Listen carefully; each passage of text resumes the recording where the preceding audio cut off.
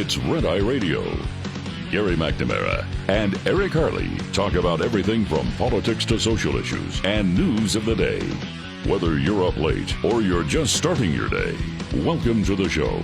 From the Uniden America Studios, this is Red Eye Radio. Hello and welcome. He is Gary McNamara. I'm Eric Harley as we begin a Monday. Gary, welcome back. How are you? Well, good to have you back as we can talk about the Democrats winning the gold medal for mental gymnastics over the last couple of weeks. And also we'll talk a little bit later on about the opening ceremonies, Joseph and the Amazing Dreamcoat Last Supper. Just bizarre. Well, I said this last week. It's just sports in general. I said I won't probably watch any of the Olympics. I don't care anything about it. I just don't care anymore. And one thing that I guess I have to say is that if you're a conservative and you're upset about the immoral messages being sent by sports and as we have said before, the racist messages being sent by sports, don't watch anymore. But I'm getting a little sick and tired of conservatives watching these things and then complaining about them year after year after year after year. Don't watch the damn show. Yeah, or watch it and don't complain about it. Well, yeah, one or the other. But if you wish to fight it, don't watch it. Now, we know that the Olympic audience over the last, couple of decades has gone down. That's the only message that they will ever understand. I mean, they I like the apology, non-apology that they put out. Yeah. Oh, no, we were being inclusive. Sorry if you were offended. Right. we were including everybody we like. Yeah. Yeah. We were very inclusive. But I mean, it's like, stop watching. Well, but the Olympics, no, you make the Olympics important. It's sports. That's what it is. It's sports. If it becomes political, I've talked about it many times. I don't care anymore. I don't walk around upset at it. I just don't care, so I don't watch. And I'm telling you this right now. I probably was a bigger sports fan than the majority of people in the United States. I mean, I had everything. I had every sports channel. I had everything. You name it. I watched it all. I had the hockey channel. I had every, sports talking head. I had the NFL Sunday ticket. I paid for sports and I didn't even go. And had the freestyle swimming app that nobody else in the world has. Yeah. Yeah. Huge sports fan. Yeah. I mean, good. I had the figure skating channel. Yes. Now, you were the only one that asked for it, but you had it. And they gave it to me for free. That's right. I mean, somebody just turn the camera on, shut this guy up, would you? That's just what I got. It's like, stop. My friends, I can't believe. Stop watching. You know what the Olympics are. Now, I will say this. We'll get into the gold medal for the Democrats winning the mental gymnastics over the last couple of weeks. But one of the best things is that a couple of articles written out there about the fact of everything in the whole climate change thing. It's like, well, they're not really doing anything. Did you hear that the rooms, like 10 Olympians, basically 10 Olympians to an area where they have 2 bathrooms, and it's like, yeah, right, yeah, it's like we're out of here, and the whole thing, the air conditioning thing. No air conditioning. The air conditioning thing happened, you and I talked about it when it first was announced. And they had, in the Olympic Village, they had chosen or built these places where the windows were facing one way, so that way it wouldn't get too warm during the day. It's the Summer Olympics! Alan, you seriously need to get your hand on the button, that keeps me from going to jail. Yeah. That delay button, because yeah, me too. I've been screaming. In my head, I've been screaming. I haven't had the ability to scream in a week. I just realized I talked about the Last Supper thing and used the word damn. So Way to go. But that was the one thing. It's just like I'm not in that world anymore. I find I found over the last couple of years different things to do, like read, work on things that I wish to do, and as I've said, what do I pay for in TV? Not to get the commercials on YouTube. Because if I sit there and say, hey, yeah, look at this guy here. This guy's rebuilding his car here. What I'm going to get is the guy rebuilding his car. Mm-hmm. Or anybody who's doing something out there is going to be telling me what they're doing. I don't get any of the political crap that I don't wish to deal with. I'm only going to watch things that I really, really enjoy. Why would I put myself through that type of torture?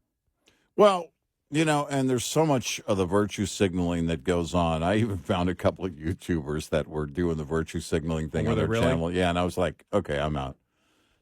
Because they act as if any of us who hunt or fish, that they're the only ones who are conservationists.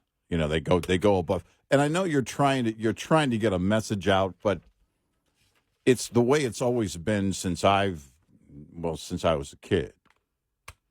You don't leave trash laying behind. You're very careful. And the reason is because the reason you're hunting and fishing is to feed your family and also for the sustainability of the species.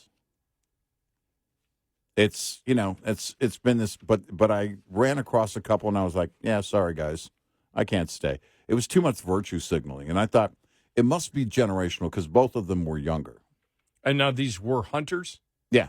Hunters and fishers. Well, yeah, because I've never hunted once, and I consider myself a conservationist. Yeah. Yeah. And, well, the thing is, the point is that... As an Eagle Scout, I've always been. And the point is that people think if you do hunt that you're not. That you're basically just trying to end the species. Right. Poachers aside, it's been about the sustainability of the species. It's been about the health of the species. And part of that also is so that they can thrive, so that at some point down the road, others can hunt, but also that disease isn't spread to other species. It's, there's a long list of reasons you do it.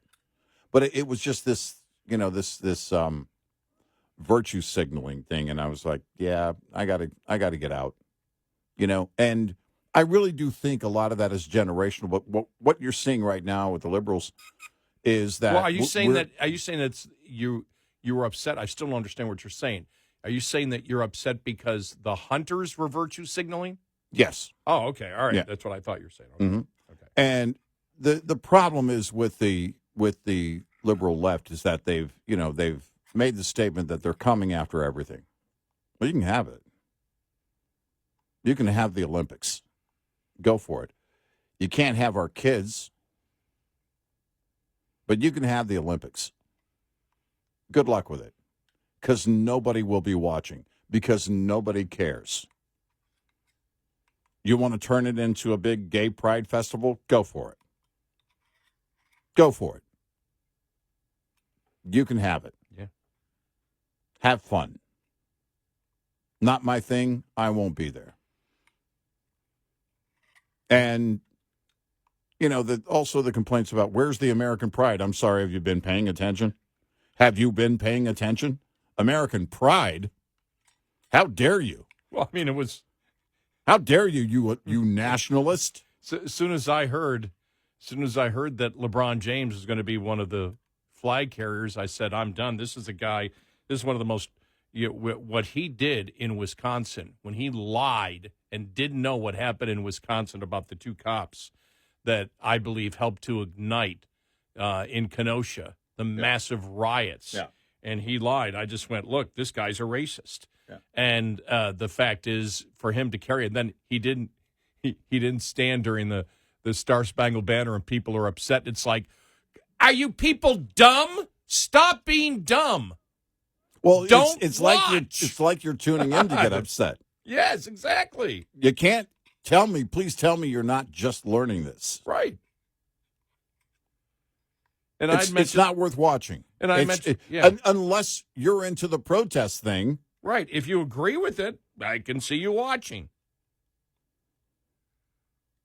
Yeah. But I'm just like, no,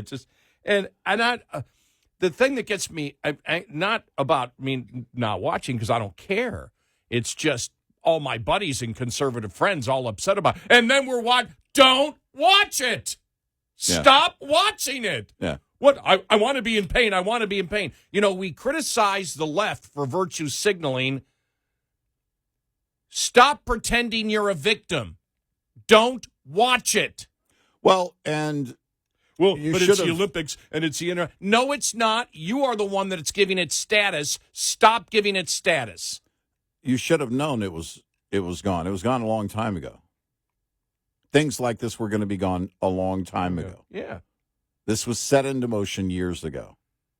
Of course, they're going to take over the Olympics. And the American flag doesn't mean anything to them. Don't give them the power. When you protest back, it's them getting the gratification that you're angry about it. Yeah. When you're not there to be angry about it is when it starts to count. Because I don't care at all. I don't care. None of that to me ever, it's, when I was a kid, you would tune in, loved tuning in, you would watch it, you would make an appointment actually to watch it in the evening. You would stop everything to sit down and watch it. Yeah, but that's back when people cared about the American flag. Mm-hmm. Yeah. And American pride was actually a thing. Now, the left has destroyed all that. You may be proud in America, but sorry, they're not your games anymore. Yeah, it's that simple. And, we've had this discussion for the longest time. And, I still, like I said, I don't pay for anything for the NFL anymore. Just said a couple times a year, people that I know I'll get together and the game's on. And they still ask me. I said, well, no, I don't know why. Well, we get upset about it, but you still watch it. Well, because it's our team.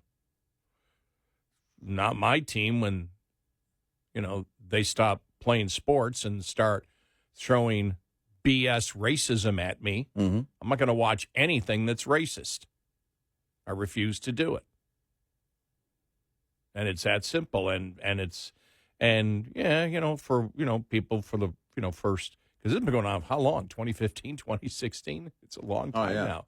Yeah, because it started with Kaepernick was 2015. Oh, my God, it's 9 years. Mm-hmm. So after 9 years of really not watching much sports, I don't care anymore. And I love, I work out like a fiend. I'm getting ready to play golf this year, and so I'd rather work on, me doing something.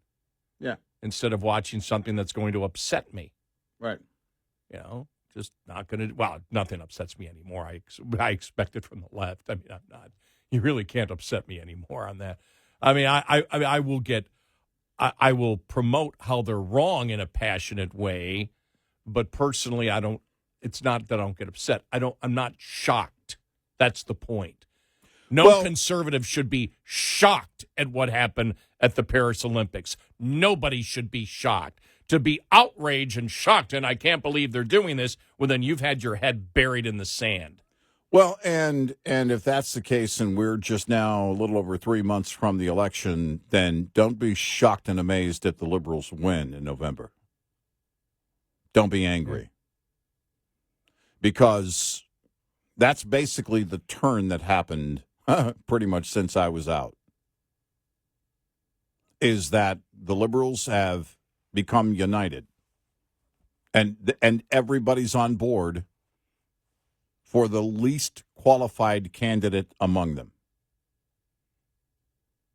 And also one of the biggest radicals among them. And that's where they are, because they realize, well, wait a minute.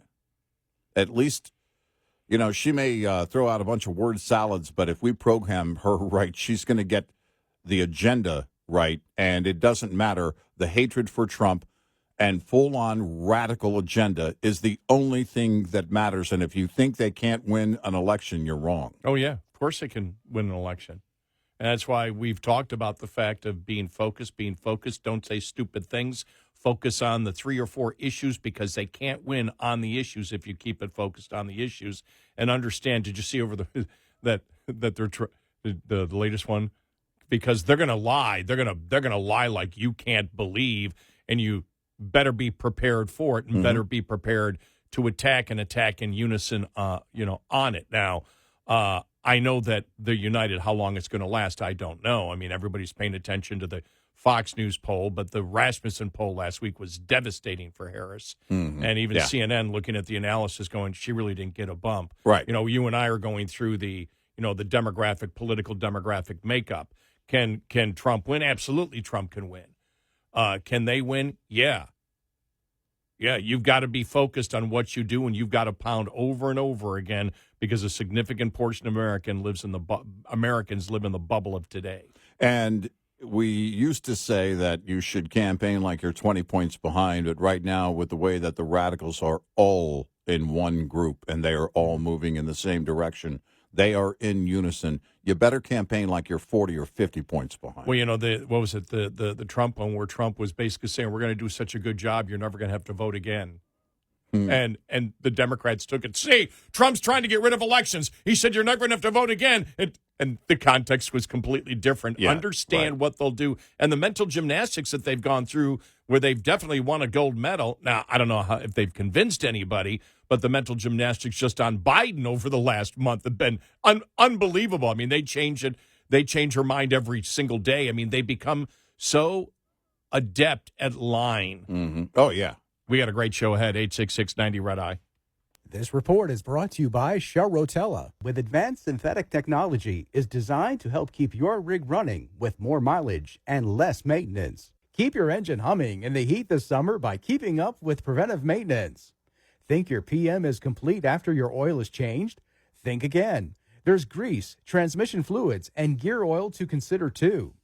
Transmission fluid, for example, prevents wear of gears, bearings, and bushings, protects against corrosion, and acts as a heat transfer fluid. You may not think about this every time you get behind the wheel, but as soon as it's not doing its job, you'll notice.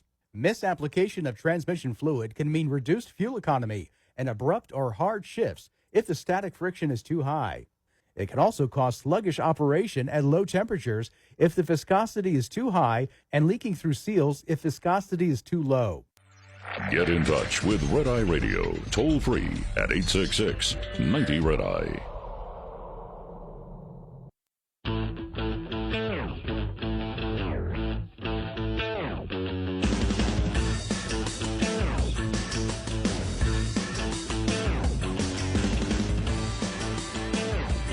It's Red Eye Radio. He is Eric Harley, and I'm Gary McNamara. Welcome and good morning, and good to have you back.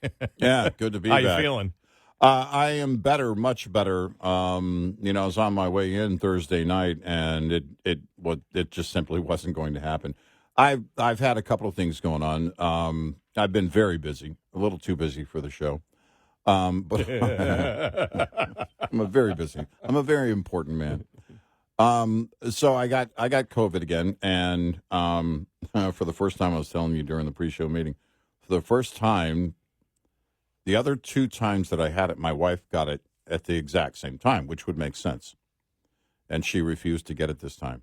She is stubborn. She did not have it, and 7 people in her office were out with COVID last week, and I'm grateful she didn't get it. But I'm wondering what she's using, what her secret is.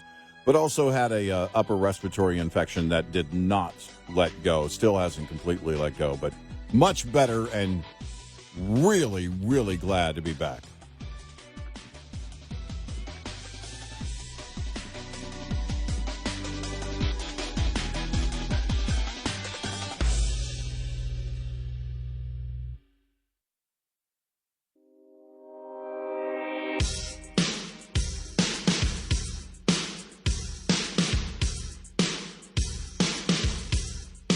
Call and join the conversation. 1-866-90-RED-I. Red Eye Radio. And he is Eric Harley, and I'm Gary McNamara. Welcome and good morning. Thanks so much for being here. Always appreciated. Download our Red Eye Radio app today, and you can listen when and where you choose if you can't listen live overnight. You know what I found interesting? That is, especially in social media, which I think drives a lot of the narrative more than the mainstream media does anymore. Not that the mainstream media isn't out there. And if you pay attention to the mainstream media, it's just amazing how, as you just said, everybody is in line. Everybody is united on the same lies each and every day. But what I thought was interesting as we, late last week as we got into the weekend, they're pounding on J.D. Vance and the Republicans are pounding on Harris. Yeah. Which I found amazing. You didn't see anything about Trump. No, that's a great point. And I did notice that everything, so many stories about J.D. Vance. And, it was, and then there was another one, and I forget which liberal publication, but about his wife and how she once described Trump as vile or something like that. And now she's helping to campaign for his reelection and blah, blah, blah, blah, blah. And I thought, do you guys not get it? Do you not? We've already been there. We've already been down the road of J.D. Vance once calling him Hitler. I mean, we've already traveled there. That's right. Already, it's, you can say what you want. That could be, by the way, that could be a decider for a number of people, but it's already been discussed. Well, you can take it two ways. You can take it that, that if you hate Trump, that this guy's just a hypocrite. Mm-hmm. If you are a Trump backer, you can look at it and say, see, Trump convinced him he was right. Yep. So you can take that in a variety of ways because, as I said last week, you had, when you have people like Barry Weiss, who wrote the article, former New York Times writer, part of the Twitter files, now runs the free press, that, they looked and it was the censorship mm-hmm. and the FBI's relationship to Twitter that freaked them all out. Yeah. It really, really did. They were just like, oh, my God. I don't think that they could believe that was happening here in the United States.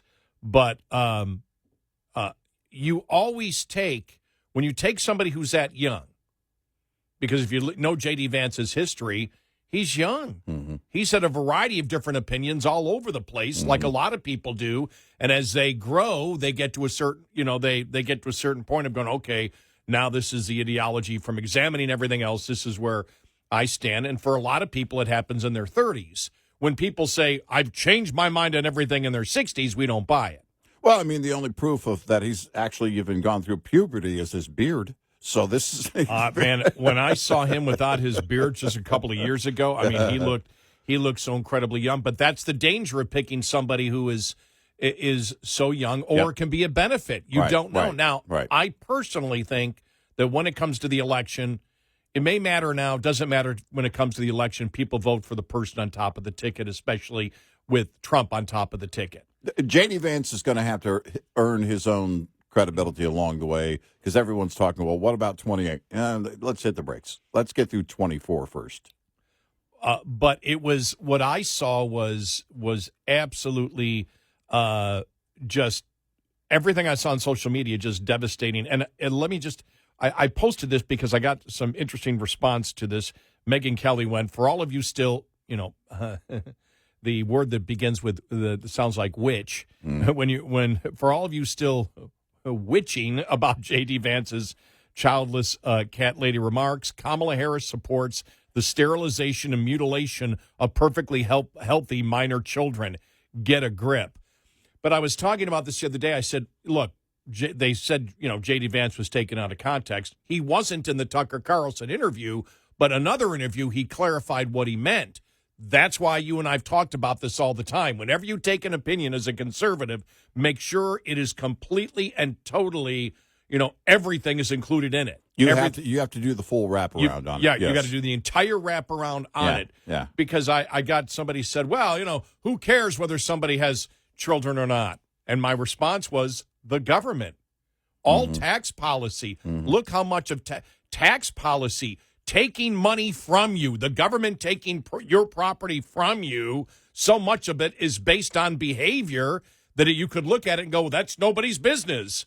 Well, yeah, it is somebody's business. It's been somebody's business for over a century. Yep. Where government policy is based on if you have children. Mm-hmm. Well, why is that?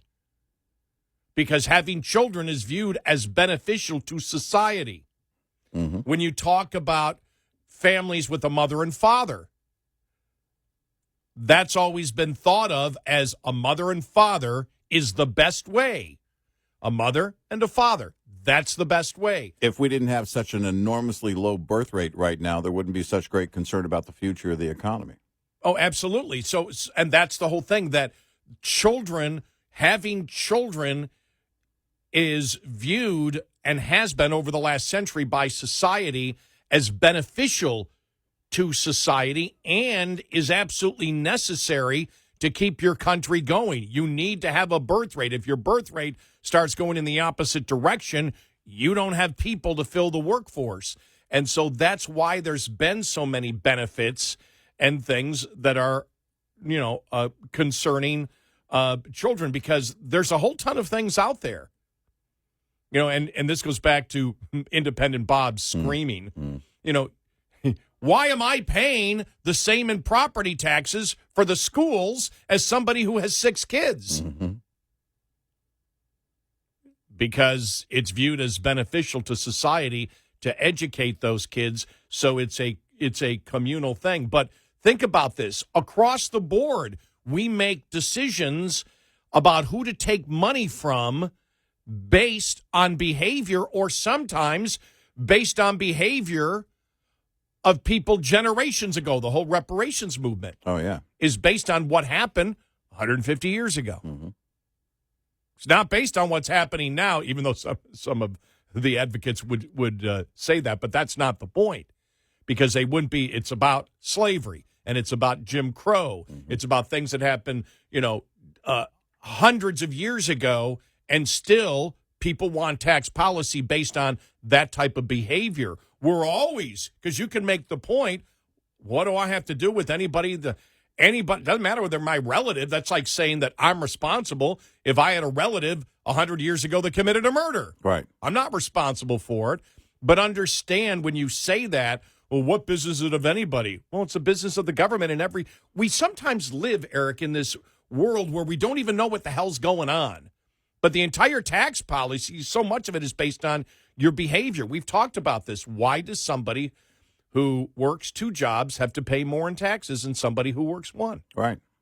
We can go through this constant over and over again. Why should somebody who works 2 jobs pay so much more in taxes when they are less of a burden? If they're a single person, right? If they're a single person and they work 2 jobs because they don't have a family, so why don't I work 2 jobs and therefore I can retire early? Why do they pay more in taxes? Because it's viewed as beneficial that raising kids and having children and ensuring that you can raise them and educate them is critically important. And we sit there like, we do that? Oh, that's right. Well, of course, tax policy is based on. Well, and the whole childless cat lady remark, let's also be fair. There are some of us, and I'll just choose an odd number just out of the blue, that have 4 children and 8 grandchildren that wish, at times, I'm just saying at times, that we had cats and not children. And that's not, I'm just saying sometimes. Yeah, but look at me, and I said this last week. I vote for the ticket that is going to benefit me, benefit society, not necessarily benefit me because I'm gone in a few years, but what I feel will be most beneficial to society. The fact that I am an elderly, single, old man with a cat is not going to stop me from voting for that particular ticket, because I look at the other side and I say, what? You're for the mutilation of minor children, being able to mutilate and cut off their genitals? Are you out of your freaking mind?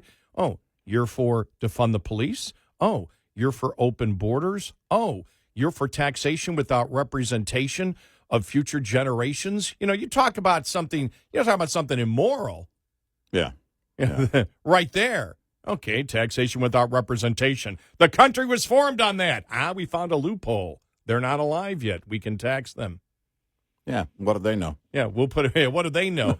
And so there's a ton of things that we do, based on behavior, but things that are also immoral. But you look at the things, the Democrats, and this is why again, you knew this was going to happen with Harris getting in. Yeah.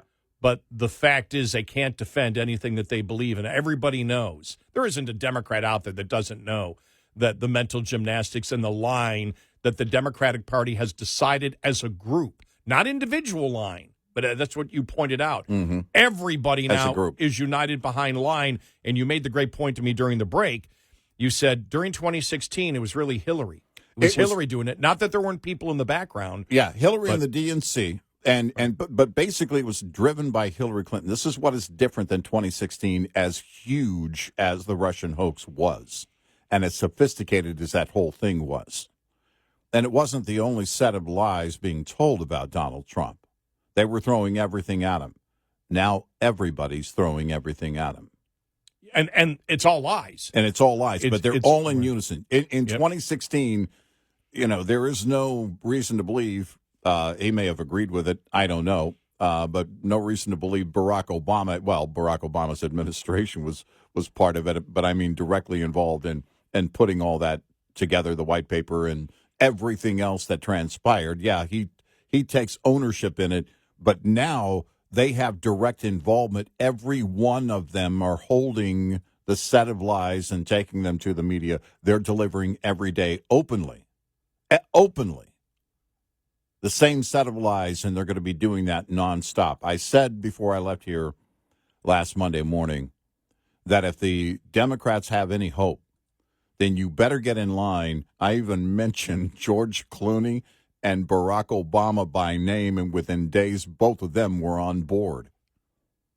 Because it was clear that's what it was going to take, that if you're going to do something here, you better be united as a party. And they had not been united in quite some time under Joe Biden. Now they're united, and it has nothing to do with Kamala Harris. And I know some of the ads that they've run. I don't know the frequency of it. Some of the ads I saw last week from the Trump camp were pretty effective. I'll just say this, and a warning to the Trump campaign. Stop obsessing with having the biggest rallies. Yeah. It doesn't matter. Mm. Those are I'm not saying don't have rallies, but it came out over the weekend, Trump saying, nope, we're going to do these outdoor rallies. You're speaking to the people that are already converted. The people, God bless them, that are there 12 hours beforehand, waiting in the heat to see it, that's loyal. But they're converted. You are going after the independents. And if you don't realize it this time, and you don't do it, you deserve to lose. Yeah. It turns out some of them are more qualified to be the director of the Secret Service than the former director of the Secret Service, and how they were so diligent on that fateful day. Right. But the loyalty is great, and that needs to stay. That needs to remain. You always rally the troops, but everything else right now is going to be about the people in the middle. Look, that agree with you on the issues. Yes, they already agree with you. And you won them, and we saw that. We've made the point. It bears repeating here. We've made the point that before the debate, before the attempted assassination, the poll changes you saw moving more and more toward Trump were based on the issues. Stay on the issues. Pound them on the issues. And right now, you're winning. Don't get sidetracked. 866-90 Red Eye. We'll be right back with more Red Eye Radio with Eric Harley and Gary McNamara.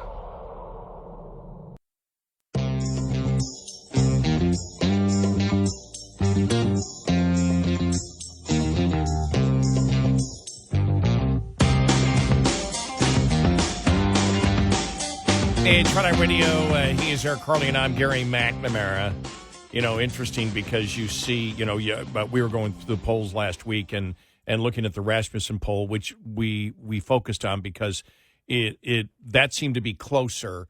When you have polls that are saying 40% that are being polled are Democrats, 33% Republican and 30% independent, you got a problem. Yeah. When you see them, they come closer to the polls as Rasmussen did last week. That's when the president has huge numbers. Look, in the Wall Street Journal poll that they said, the president's hurting, or excuse me, the former president's hurting. He had a 51% approval rating, the best he's ever done in the Wall Street Journal. But understand that the president, even in Rasmussen, remember, he was polling above 50%. Yeah. In 2020. Yeah. It didn't matter. Right. And so, but you also look at it, strong majorities view Kamala Harris as aligned with Biden. Yep. And so you've got everything you need, which means what? What do you focus on? Inflation. Stay on the issues. Stay on the issues.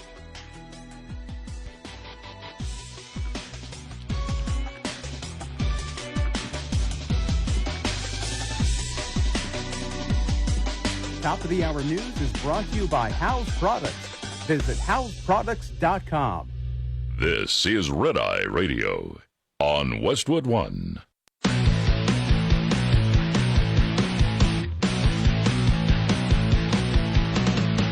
Now, it's Red Eye Radio. Gary McNamara and Eric Harley talk about everything from politics to social issues and news of the day. Whether you're up late or you're just starting your day, welcome to the show. From the Uniden America Studios, this is Red Eye Radio. All across America and around the planet, we are Red Eye Radio. He is Eric Harley, and I'm Gary McNamara. Good morning. Thank you for being here.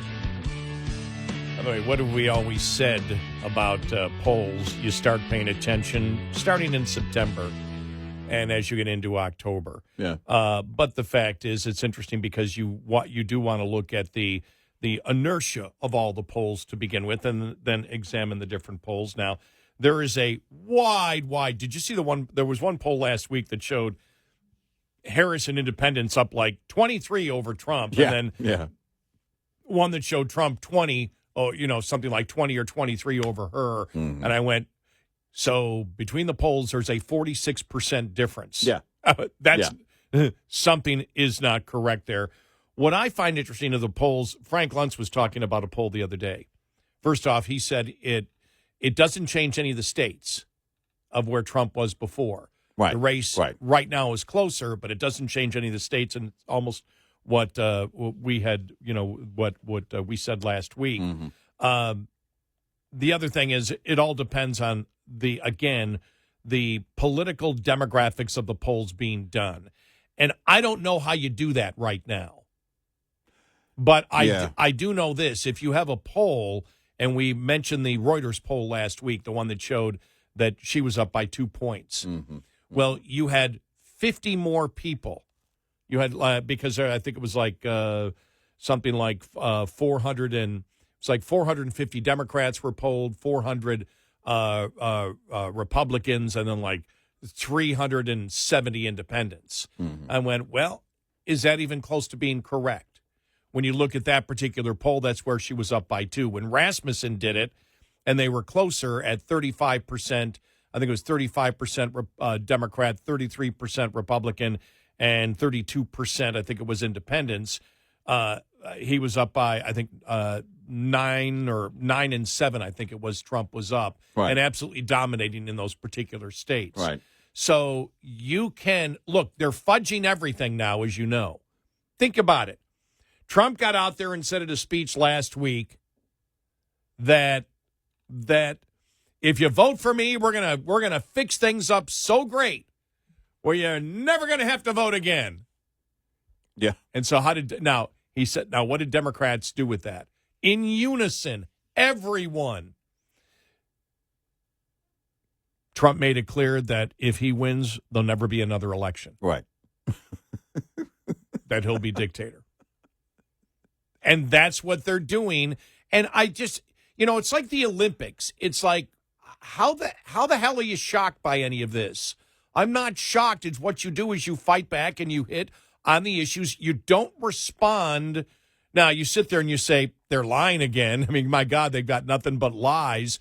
But you don't spend a ton of time on it, and you don't spend a ton of time defending yourself on enemy media. Yeah, look, because this was always going to be their play. Because I saw Vance out there, and Vance is out there the entire weekend talking about childless cat ladies. Mm-hmm. No. Democrats wouldn't do that. No. Democrats go, that's ridiculous. I was talking about the fact that it's good for society to have children. Let's move on to this here. It's clear the context. You have it. Let's move on to something else, and you deflect and you go to something else. You control what you say. Or you don't do those interviews. Exactly. Well, we said that we were saying that during 2016 and 2017 with then candidate and then eventually President Trump. You control the narrative. It doesn't matter what they ask you. You control what you answer. You control how you answer. And if you don't know, that's the problem. You get into engaging with them, and it is like trying to appease a child. And you think you're going to win that, in the middle of the grocery store when the kid is on the floor crying and throwing a fit, and you decide to give in and give the kid candy. What I have found out, and one of the reasons that I stopped a long time ago doing television interviews, because they would do the interview, tape it, and then cut it all up and take you completely and totally out of context. And then also even panel discussion shows, they lead with the question that you've always said. If the premise is wrong, if the question is a lie, then you've got to go on to explain how it's a lie, and they attempt to throw you off your game, and you don't get to talk about what you wish to talk about. And you've got to understand where the media is right now, the insanity, the lies. I mean, going through the mental gymnastics as we'll do about Biden. Where they're admitting on mainstream media, well, yes, I was with him personally, but, we protect his privacy. Uh-huh. So protecting his privacy means we were lying to the American public. Right. We were attacking the Republicans when they said, look, obviously something is wrong, but we knew something was wrong, but we wanted to protect his privacy. I mean, Buttigieg was out there over the weekend admitting it. Yep. Which is unbelievable. But here's the things that you look at, because this is where we aren't frustrated yet, but we don't want to be frustrated because the Republicans don't know how to communicate a message. 70% of the people, Frank Luntz, 70% of people cannot name a single Kamala Harris accomplishment from her time as vice president. Frank Luntz said, quote, "Can you name a single Harris accomplishment or result from the time she was elected vice president 3.5 years ago? Can you name just one?" 70% can't name anything. So far, the best lines of attack from the people out there, who he has polled. She has no accomplishments, 90% plus turnover of staff due to being an abusive boss. Kamala covered up for Joe Biden's mental decline. Those are the things. Before we ever get to how they attach her to the, to Joe Biden, because then the other poll that was done, strong majorities of Americans blame Vice President Harris, the presumptive Democratic nominee, for outgoing Joe Biden's policies. Polling that came from the Senate Opportunity Fund. They asked 800 likely voters from July 22nd to July 24th several questions about Democrats switching from Biden to Harris. Perhaps most interesting is the data in the little difference voters see between Harris and Biden regarding their actual policy records. When asked if they agree or disagree with this statement, Kamala Harris's record is the Biden administration's record over the last 4 years. A staggering 68% of respondents agreed. Only 19% disagree. 13% didn't know. Yeah. Republicans, you've got everything that you need. Do not let the media or anybody else control the narrative. And the other point that I brought up before, right there, the attacks that the American people hit her on are she has no accomplishments, 90% of turnover of staff due to being an abusive boss. Kamala covered up for Joe Biden's mental decline. Where are they getting that from? Social media. They're not getting it from the mainstream media. Yeah. You've got it there. If you control, and by the way, one of the big things is Elon Musk and the fact check. Oh, yeah. Yeah. Because they've been getting destroyed on those fact checks. Yep. And that's what you do. You stay on focus. If you're Trump or Vance, do not let them deflect. If they bring it up going, you're lying about that, and you know you're lying. But I want to talk about the issues because obviously if you're going to do these interviews, you're in bed with the candidate. We know that how they lied about Republicans. I want to talk about the issues of where they stand, the border and inflation, because that's what Americans care about. You turn it right back on the media, but you don't do long-term interviews defending yourself from the lies of the Democrats. You simply say, that's a lie. You know it's a lie. I know it's a lie. And that's because you don't want to talk about inflation. You don't want to talk about the border. You go right after these reporters and you do it that way. But everything is always focused on the issues. And the fear is, I got a few calls last week, we don't have confidence Donald Trump will stay focused. Yeah. I think there's always going to be that factor in play. I think, again, it's why everything has to be focused on the issues. And you also you're going to have to carry that as surrogates for any candidate. That's 99% of the work is done by your surrogates. You have to get out there and push everything out right now onto social media. You touched on that last hour about how it's driving the narrative, and it's not the mainstream media driving the narrative anymore. And that's been the case for a while. And you take advantage of that. And that's what has to remain. And it's not just the posts. It's the sharing of the ads. It's going to be on the PACs and the RNC and the campaign to put the proper ads together on the issues. And then on everybody else to share those ads. Because that's where the real value comes from. It's not just, it goes beyond even endorsement at this point. Because the left doesn't care, the Democratic Party doesn't care about how empty Kamala Harris is. She has zero things on her accomplishments. She has nothing. There is nothing to promote when it comes to her. It's why you don't hear them promoting her. You just see them promoting a picture of her smiling. And the difference in between her and Biden with his mouth open, looking like he's wondering where the hell he is all they needed. And the rest of it is lies about Trump. It's all they've got. It doesn't matter what they need.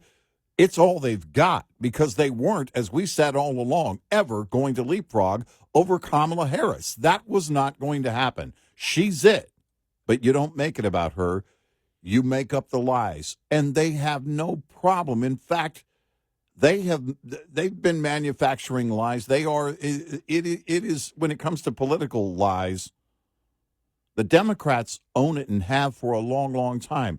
They have no problem putting out a delusional narrative and putting out a set of lies at every single turn. And now they're all doing it. They're in unison. It is not there's nobody who's not in lockstep. You saw it last week with the media. The whole thing over the words border czar. That was so stupid. Yeah. You guys started the whole thing. But they lost that. Yeah. They eventually lost it because on social media. They lost that big time. And that's the difference. Right. But that's the effort. That's their effort. But then this has gone from a party who was ready to they were ready to give it up. I mean, it was really, they were putting banners in closets and saying, well, maybe next time, to all of a sudden everybody is on board, full stop. And now that's what you have to battle against. Now, you have to stay focused, and it is something that you should have been doing all along. It never ceases to amaze me how far people will go to be uninformed. But many people are, and as you mentioned, you start looking at those polls in September, people start paying attention. But this has to be something, these are the realities. The realities are inflation, an economy, man, you're seeing this more and more numbers come out saying I saw, by the way, too, on the job market thing, the Wall Street Journal the other day had this story. This big massive job boom, probably one of the biggest in a generation, is over. It is no longer the case where where people believe they can just leave their job if something happens. They can just leave their job. Now they're having to show up to work on time and actually pay attention to their job and do their job, because they're learning very quickly that those other jobs are going away. Things are changing in the economy every single day. The buying power is depleted of the American people. The border is broken, and there is a direct threat to our country. Those are the realities that people are dealing with every single day, and you have to remind them of that constantly. Who was responsible? 866-90-RED-EYE. Brought to you by FPPF, Fuel Power Max. Independents with carrier authority should be mindful that negotiation strength varies as the week progresses.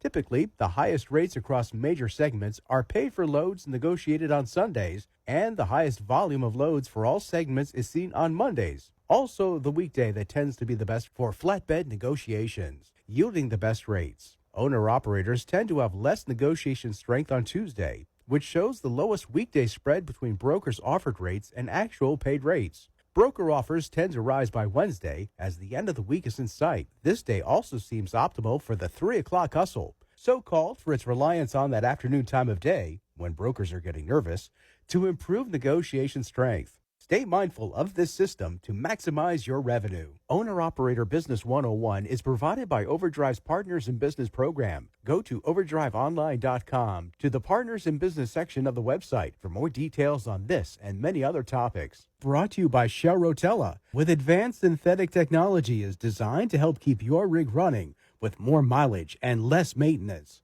Coming up, more with Gary McNamara and Eric Harley. It's Red Eye Radio.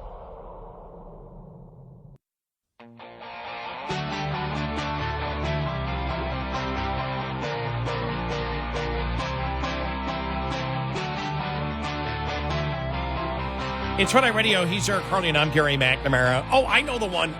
Eric, I know the one from last week when Buttigieg put out. See, I'm paraphrasing here, but see, Trump is chicken. He pulled out.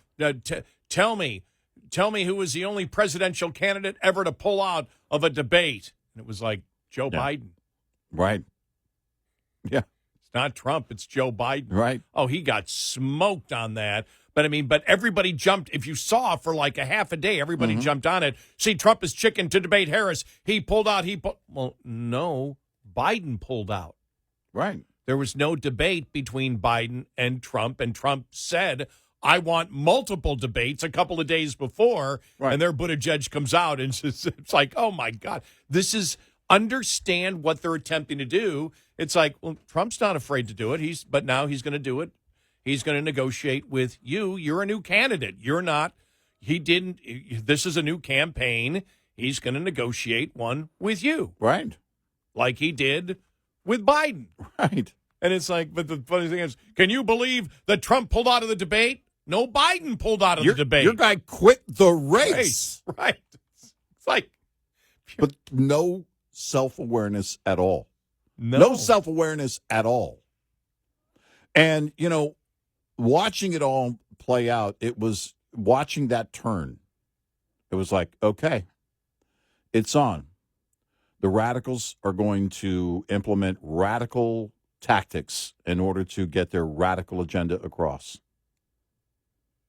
And make no mistake, Kamala Harris is a radical, full on. Oh, yeah. Full on. Because I thought to myself, if you're Kamala Harris, how do you open it up and campaign to try and win over the independent? Tell me one thing about Kamala Harris that appeals to an independent. Tell me. Here's the other thing. Between Biden and Trump, you had virtually two incumbents. It was a rematch based on the history of their actions each of their actions as president. She's got 0 time under her belt. None. In fact, she didn't make it to Iowa during the primaries last time. Keep that in mind. Her entire campaign imploded and was done by December 3rd, 2019. Well, you know, she's not really doing any interviews where she's cross-examined or press conferences at all. Right. She's not going to take questions. Nope. They don't trust her either. Nope. No, they don't. And again, this, the honeymoon period, if there is such a thing, is about the liberal media getting in line. Clearly, you better get in line, get your talking points straight, get your agenda straight again, and carry the water.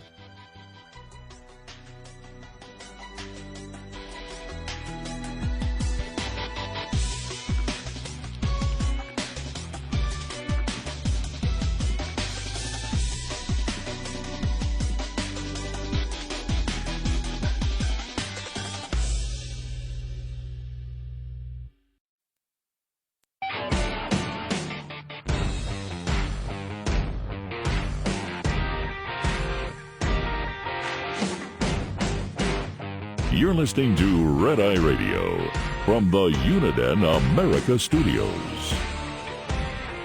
And he is Eric Harley, and I'm Gary McNamara. Welcome and good morning. Thank you so much for being here. Download our Red Eye Radio app today. You can listen when and where you choose. If you can't listen now, you can listen later. And thank you. So here's what's happened over the last week with Kamala Harris being put in. And we mentioned this about what happened late last week and into the weekend, where they started, going after, J.D. Vance. And I find it interesting because the Republicans are going after the top of the ticket and the Democrats are going after the vice presidential nominee. Right. Which is really strange because they're not really, when they tried to attack Trump, and I will admit, Trump's getting a lot better at marketing. We said this last week. The Republicans, with the ads that they put out last week, were right there. And what they did was Eric Harley's advice a long time ago: just point and have them say it in their own words. Yeah. Here's what they believe. Here's what they believe. Here's what they believe. And the Kamala Harris things, all you have to do is run her in her own words. Right. Because in an election, what you wish to do, the reason that the Democrats did the mental gymnastics that they were involved in, where Biden was the greatest guy ever and everything was a delusion and it was a deep fake and it was this.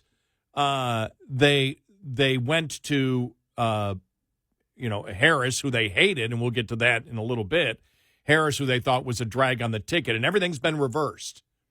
Then Joe Biden became horrible and everything else, and now he's out of office. He was forced out of office. Now you've got two sources, the New York Post and Seymour Hersh. Remember from My Lie. Yeah. That's how long ago he goes back. Mm-hmm. At times he's gotten stories wrong, but hey, I thought about that when mainstream media lies constantly, so does it really matter? But his source story is the same thing. They went to him and said, you're out, or we're going to either you leave voluntarily or we're going to use the 25th Amendment against you. And so there's two stories now stating that, two news sources out there. I don't think you're going to see the mainstream media touch that now because at that point it does say what you want about the specific definition of a coup. You can use that and the American public will relate to it. But the purpose of a campaign is to make the campaign about the other candidate. That's why they dumped Joe Biden, because they couldn't make the election about Trump. 2020 was all about Trump. Yeah. Even 2016, Trump was the outsider. It was about the establishment. It was about I'm an outsider and I'll correct it. And which is when he won. In 2020, it was focused on here's Trump's failings. Here's Trump's failings. Here's nice Joe. Keep him in a basement, and we can win. Now, everybody knows Trump. There's nothing new on Trump. Right. Everything's been thrown at him. The only person that they can hit is J.D. Vance. As I said, the one they had on Trump was at the one rally where he said, things are going to be so great over the next 4 years, you're never going to have to vote again. Right. Yeah. Which is, it's a nothing comment. Right, nothing comment. And Democrats came out, Trump is saying there's not going to be any elections anymore. He's going to be a dictator. Well, he didn't say that. So what they have on him is weak, and that they just pounded on that on social media where it disappeared. And that's what you got to do. Every time they come up with something, destroy them. Destroy their message. Yep. Destroy their message. With Kamala Harris, as you can see, 70% of Americans cannot tell you one accomplishment. What they do know, though, about her, though, in the last week is everything that the Republicans have pounded in and others have pounded in social media. All those things. She hasn't accomplished anything. She, 90% of, turnover of her staff. They didn't even get into all the things that she believes, which is why the Republicans can now define her. Because you really can't define her except she's not Trump. Well, then Trump has to define her as to, thank God she's not Trump. Right. And you hit her on all the radical things, because if 70% of Americans, we tend to believe, and even the campaign could tend to believe that people already know who she is. They may know some about her. You need to destroy her politically based on where she has stood on the issues and in her own words. You can destroy her politically by the opinions that she has proudly proclaimed. Trump doesn't have to say anything. Well, that's the thing that, that where you hit on it earlier, and this is something that we're seeing, and it's been happening for years. The narrative is being told. The narrative really is being shaped on social media. And in the past, that would be a bad thing, thanks to Elon Musk, thanks to people who insist on the truth. Then you're getting now the truth more and more. I'm even seeing it on other forums, on these short videos on other forums where people are posting. I'm like, wow, that's not a liberal mindset. Now, there are plenty of liberals and liberal companies that run those other forums, no doubt. But the message gets out, and it gets down to the truth. It also gets down to what's affecting people. It gets down to what it is you're voting for. Because the Democratic Party knows all of this party unity is not about Kamala Harris. What they see now is they can build the contrast. It's interesting because we talked about the contrast on the debate stage that night. We said, Mr. Trump, all you have to do is just point. It's just be the contrast, because he's going to implode, and he did. It was just minutes. In fact, it led to him not being the nominee any longer. And so now they think the contrast between Kamala Harris and Joe Biden is going to be enough to lift voter apathy. This is what they're really concerned about. They're not necessarily concerned about people. They know that they see the independents where the independents have gone. And you might, I don't know. It depends between now and then, what happens. But I don't think you're going to see much movement with independents.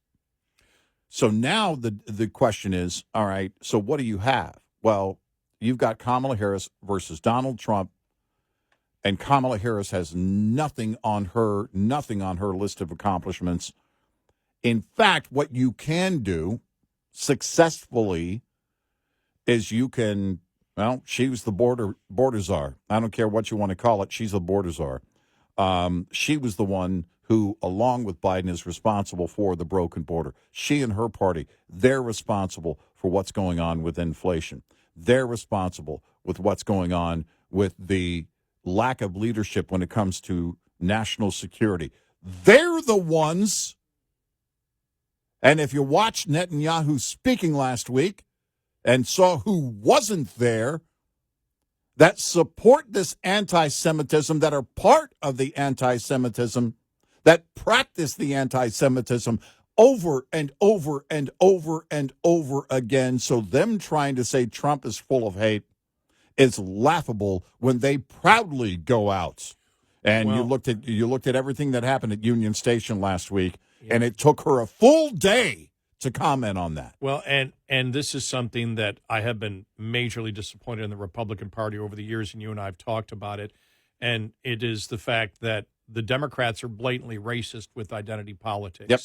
And all they did was add Jews. Yep. And the Republican Party still seems afraid to come out because they're still called the racists. They're still called, and it's obvious that it's the Democrats that are the racists by their own standard. I mean, Tim Ryan, when he ran against Nancy Pelosi, as we've said, some of the benchmark points that, we got to stop this. Bill Maher has recognized where their identity politics is right now. Now, he wasn't complaining when they were going after conservative blacks, but the modern identity politics movement started, the racism of the Democratic Party started against conservative blacks. And now they judge people by groups and not individuals. Have you heard Republicans with a unified message on that? No. It's sitting there, right? And we've been pounding on this for 10 years, saying, come on, what is your problem? What is your problem? Trump should be out there every day. Their identity politics, they judge people by groups and not individuals. That's racism. And now they've added Jews. And this is the racism that exists, and it's institutionalized and systemic in the Democratic Party. People ask all the time, is racism systemic in our society? Absolutely. Right inside the Democratic Party. Yep. You put them into the corner to defend identity politics, and they won't be able to do it. But for some god-awful reason, the Republicans are completely politically impotent to go down that path, and I have no idea why. And it's very clear. They have been very clear and proud to promote their anti-Semitism, and you see it at every turn in the Democratic Party. At every turn. And so you have an opportunity to define, and that's your goal. Your goal as Republicans is to define her. Well, how do you define her? What has she done positive? Nobody can tell you. No, 70% of Americans can't tell you. The whole thing, that J.D. Vance should have hit back immediately. No, I'm not anti-woman. I'm anti-woman. What, are you out of your mind? No, I'm simply talking about the belief, as we've had in this country, that having children is a good thing and a positive thing for our society. Anti-women, you want anti-women. The entire Democratic Party, with the Equity Act, 99% of Democrats support men taking opportunities away from women. Yep. They're blatant in their sexism, in their misogyny. Where is that? No, you're not seeing it at all. No, they get in there. I didn't see any of that. Republicans get in their little dinky thing. Oh, let's hit Hollywood here, or let's do this, or let's do that, or let's do that. No, talk about the issues where it's the blue whale pod in the living room. And you don't have to do anything but point. Yeah. In their own words. We've said this every election cycle because it's true every election cycle. It's getting easier and easier. It's never been this easy. Point.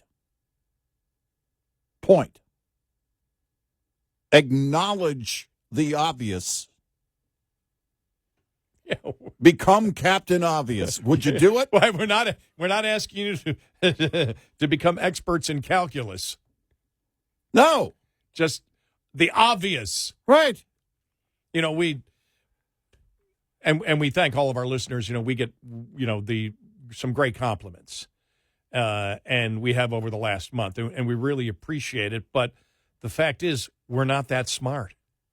We're simply Captain Obvious. No, actually, I go out of my way sometimes to check myself going, well, it sounds like a Captain Obvious statement, but it's actually acknowledging what's going on right now, and that's what's required. This is because people will go out of their way. That's one of the things, too. I hate laying around. I hate not coming in. I hate it more than anything. You talk retirement to me, you can go to hell. I'm not. We're not even having this conversation. I talked about that last week. I just said it was driving me bonkers. And you look at this, and one of the observations, I don't know how many countless observations. This is the thing when you're kind of in and out. Your mind is kind of in and out. You're awake, you're sleeping, and it was just in no set schedule. It's even worse. And I'm noticing these things like, how far people will go to be uninformed, what they'll do. It's one thing to turn everything off and watch a movie.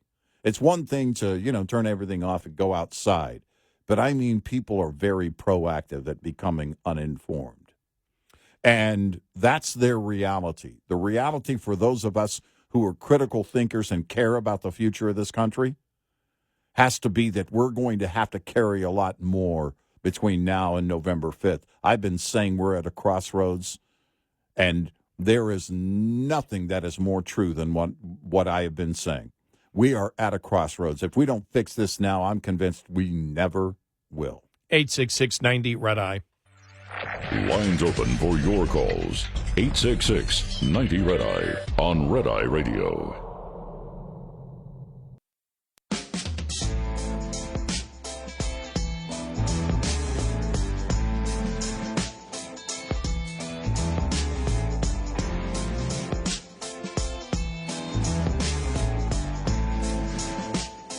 It's Red Eye Radio. He's Eric Harley, and I'm Gary McNamara. The mental gymnastics of the Democrats right now, plus what the media thought of Kamala Harris as recently as a little over a week ago. Yeah. And what they think of her now, and the mental gymnastics on both Biden and Harris, which is really mind-boggling. Yeah. When you think about it, it's just like, wow. So we will get to that. James Carville said Harris had laundry list of idiocy in 2020. Yeah. And a whole bunch more all coming up.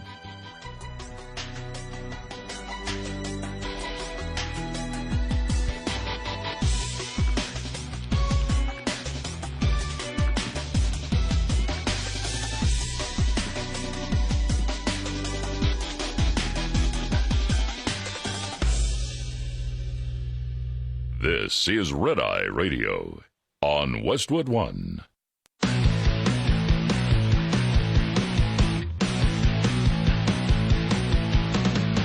Now, it's Red Eye Radio. Gary McNamara and Eric Harley talk about everything from politics to social issues and news of the day. Whether you're up late or you're just starting your day, welcome to the show. From the Uniden America Studios, this is Red Eye Radio. All across the USA, we are Red Eye Radio. He is Eric Harley, and I'm Gary McNamara. Hello. Hey, what's going on? We're still in July. You know what's weird about being sick? By the way, thank you for all the well wishes. All of our great listeners who are reaching out over social media. Thank you. Greatly appreciate that. I'm doing much, much better. I have I don't know if I've talked about it. I have this a genetic lung condition that makes me more susceptible to COVID, allergies, everything else. It's like 10 times worse when I get it, unfortunately. And also developed an upper respiratory infection to go along with it. But my doctor was on top of it, ahead of the game. In fact, he was, and I was really grateful for that. I finished my my Paxlovid. Paxlovid. I always get that wrong. Is it Paxlovid? Paxlovid. Yeah, finished my Paxlovid on Saturday morning. That was my last dosage. It leaves, I'll say this, the only thing I noticed about it, because I was in and out, and the fever was pretty persistent. But with the Paxlovid, the side effect, it's just a weird metallic taste in your mouth. You know, like you'd been screaming at a Judas Priest concert for 4 hours. But it was really, or licking guitars, a guitar string, which I learned is frowned upon. It was, but other than that, I guess if you asked me, did it work? Well, I don't know. This time it seemed to last longer and seemed to be, worse than the other two times I had it. I didn't take Paxlovid before. So I don't know. I don't know if it worked or just if the virus itself just passed. once the infection was conquered, then we were on top of the game. But looking and watching everything last week, kind of in and out, because there's nothing else to do. You're laying there, and there's nothing else to do. There's nothing else to do. It's all show prep all the time if I'm awake. I'm laughing because I sympathize with you, and I was talking about it last week. I said, I don't know, a few times, I said, Eric's going crazy, right now. He's just busting. And then on Thursday when I came in and I didn't even see Alan told me about the text. I was, just focusing on doing show prep. It's like he's not coming in. Well, yeah. And so then, you went on the air, and then I thought about it. I went, oh, he's got to be going crazy right now because he thought he could come in because we had talked earlier in the day, and then he found out he couldn't come in. Now he's got to sit a whole weekend with all this sitting in his brain. Oh, it was horrible. Well, because I go into the kitchen, by the way, Thursday night, Friday morning, it's 1 a.m. I said, okay, Gary's got 1 hour down. I'm thinking of the show. I'm in the kitchen trying to get, something. I was trying to make some soup. I was in there, and it's like, I look at the microwave, and it's 1 a.m. I was like, okay, 1 hour, the show is done, and then and I just you can't escape it. And it's maddening, and it made me realize one thing, that I would be a horrible criminal because I would not be able to, being locked up would be just the worst. Yeah, and beyond that, also trying to cover up fingerprints, because all I did, if I left, it didn't matter. I had those, sanitary wipes with me all the time, and I had one or two in hand, a fresh one or two in hand at all times. So every surface that I touched, was wiped down. And I thought, well, I guess this is what you have to do if, like, you're a burglar. You got to go and wipe all the fingerprints off, erase the evidence. I'd be a horrible criminal because it was just maddening having to do all that. But it was, my mind was, it was even probably more in frustration mode because I couldn't be here, but also because of how I felt. When I'm really sick, my temper is, and I have pretty, my patience is can be legendary at times, and maybe it's from doing this for so long. But I had zero patience, and have zero patience when I'm really sick, and I'm looking at all these things. And when you're paying attention, because I'm constantly in the mindset of, all right, where is the average voter? All of our audience and people that do what we do and also follow along, anyone who follows along and cares enough, or has the time to follow along. I think many people care, and their life is so busy they can't follow along. But for whatever reason, you're just watching it a little bit removed from it. You care about it, but you can't get into it every single day, into the minutia. And I'm thinking to myself, I'm trying to put myself in that mindset of, okay, how are you connecting? How are you connecting? How are you connecting? And I thought to myself, you're coming off as the Democratic Party is trying to glue everything back together without Joe. And they're coming off as more unhinged, because I thought to myself, forget about the left, forget about the right. The one thing that the Democratic Party had to be concerned about was voter apathy. I think their internals were probably, while Joe was still in, were probably running pretty heavy, that there was going to be a tremendous effect from voter apathy on the left. And then you get into the, all right, we're going to try and fix that. We're going to try and fix all of it with Kamala Harris, the worst possible choice you could make, but there was no way you could leapfrog over her. It was the only choice you could make. And so then it's how do you connect with middle America? Tell me how Kamala Harris is going to appeal to the independent.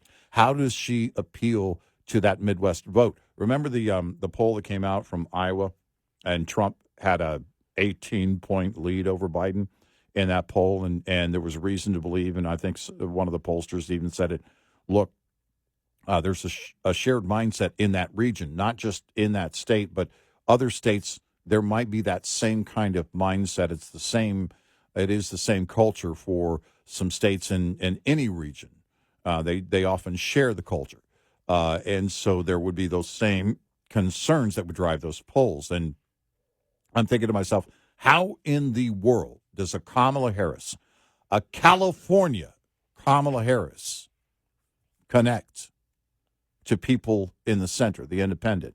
And I can't think of one thing. Well, when you look at this election, first off, you've got I would say that it takes people a while to learn about someone, and people pay attention to the president. They pay attention, in this case, to Biden and also Trump, because Trump is almost an incumbent. And very unusual election, but everybody knows Trump. We've talked about what elections are. Elections are about defining your opposition in a negative way. I think that what happened, the great sigh of relief with Biden gone, the apathy's gone, a lot of excitement, even though everyone knows that the Democrats lied. I was reading last week from The Nation, which is the nation's longest liberal magazine, one of their lead columns. The Democratic Party's not united. And they went through everything that had happened here. I think what has happened is there's what you have, what I would call maybe a slight softening of the polls, not a huge softening, because when you see where Biden was up by 9 points at this time in 2020, 9. Trump's up by 1.8. Now, we know that Trump was up as much as, 3 to 4.5. And so you and I looked at it and said, wow, that's a 13-point swing. So now it's basically a 11-point swing. Yeah. 11-point swing. So what you've got is you've got a couple of percent of the population, it looks like, that is saying, what is she about? Mm-hmm.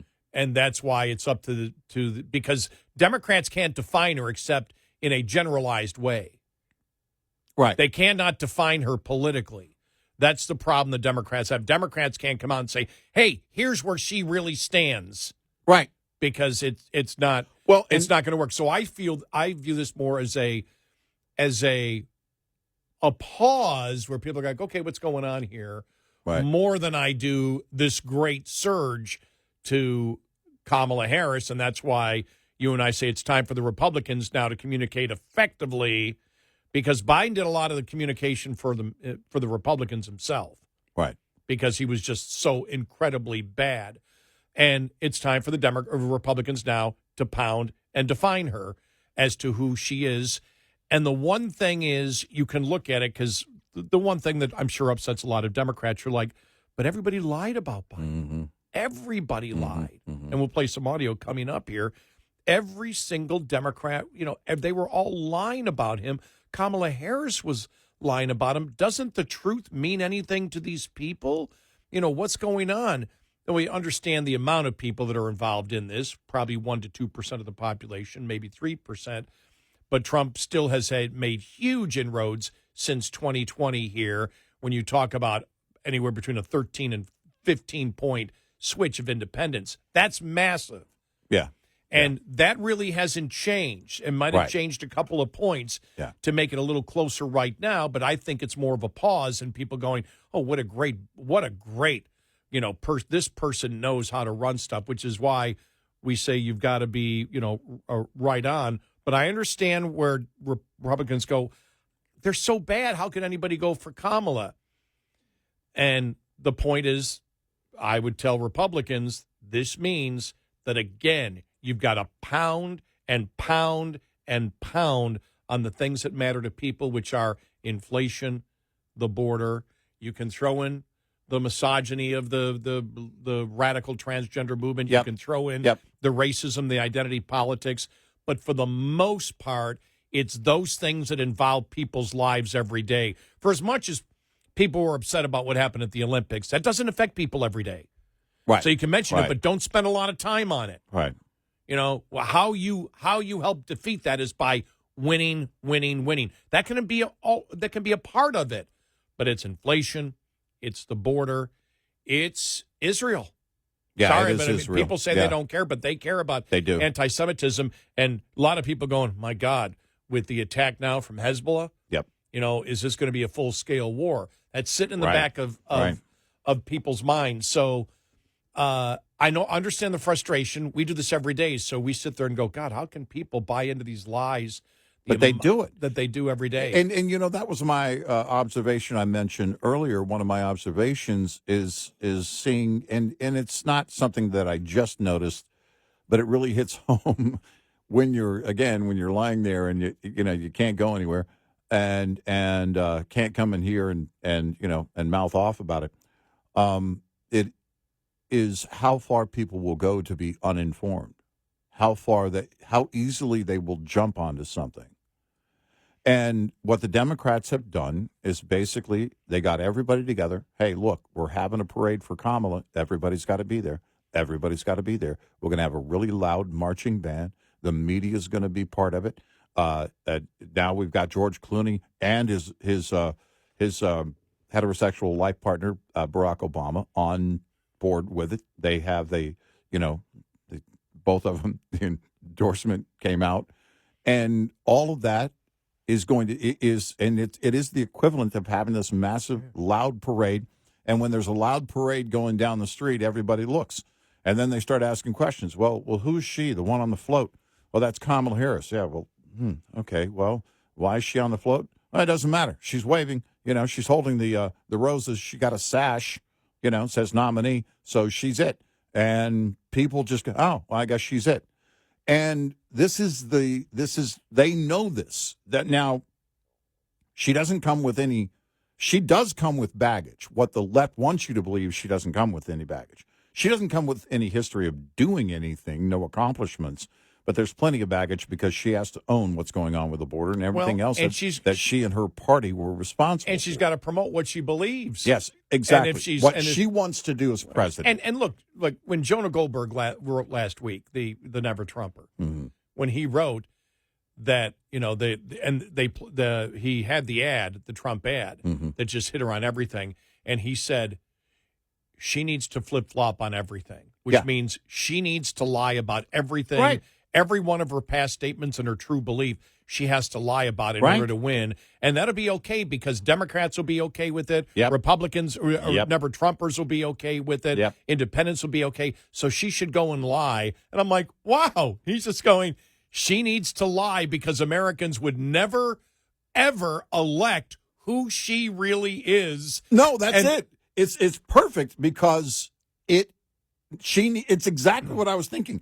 She has to create somebody completely new, a fictional character of herself that nobody knows. And, oh, well, I didn't know that about her, but that's how people are. This is what I mean. How far they'll go to be uninformed because there are enough people out there that would look at that in September. And, if she were to do what Jonah Goldberg is suggesting here, and I think they're on their way to doing this, and create this fictional character of Kamala Harris because, well, I didn't know that. I didn't know that about her. Well, you didn't know anything about her because she's done nothing. Well, the reason they'd feel safe doing that is they feel they've BS'd America on everything. Oh, yeah. They're able to. Exactly. They look at what has happened with Biden, and we'll play what they were saying. The media was saying just as recently as 10 days ago about Kamala Harris, right? Because they look. We can switch 180 degrees. We can lie about anything, and the public will accept it. Well, you see,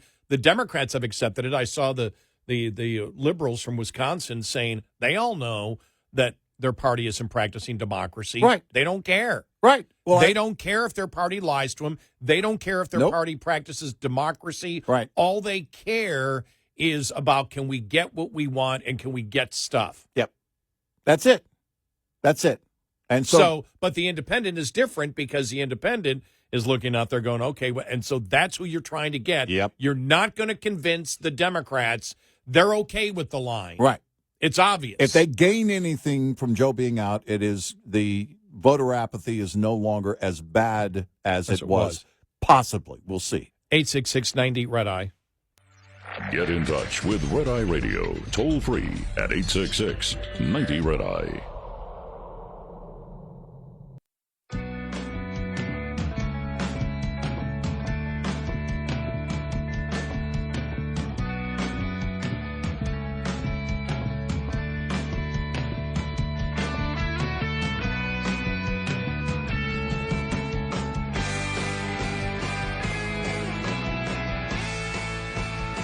Tonight Radio, he's Eric Harley, and I'm Gary McNamara. Yeah, so the point is Republicans have plenty of time to define who she is for people who don't know. And so we can look at the polls and the demographics, for example, of this is one thing that I was looking at over the weekend, the demographics of the polls, which, again, we're not really going to be looking at until after the convention and a couple of weeks after the convention. We'll bring you the polls, some of the interesting ones and see where some of the momentum is. But the polls I look at that are important are what do people look at accomplishments? Because you're just interviewing everybody. What are the accomplishments of Kamala Harris? 70% of Americans can't tell you one. Right. But they can tell you the negative stuff about her. Yeah. But they couldn't tell you a positive thing that she has done. Huge opening for the Republicans to do that. Because the things, and that's why you got to remain focused, because the things still, you and I are looking at the economy. There are signs it's not looking good right now. Right. Some of the signs that come out, we'll have some of that coming up. And so it's only moved a little bit with Harris being in there, and this is the honeymoon period. Define her because they can't define her accurately. Right. Republicans can define her accurately. Well, no, Republicans lie. All they got to do is play her audio cuts. Yep. All they have to do is play what she has said and the opinions that she has held, and then tell Americans, this is going to affect your life. You've been through hell the last 4 years. Do you want to continue it? Do you wish to be California? Right. Or do you wish to be the United States? Right.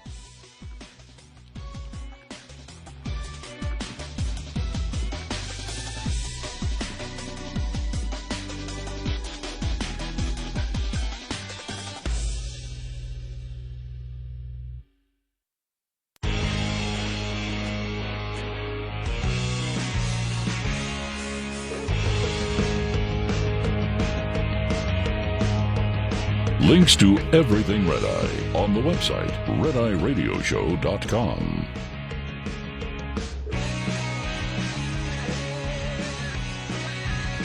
It's Red Eye Radio. He's Ernie, and I'm Gary McNamara.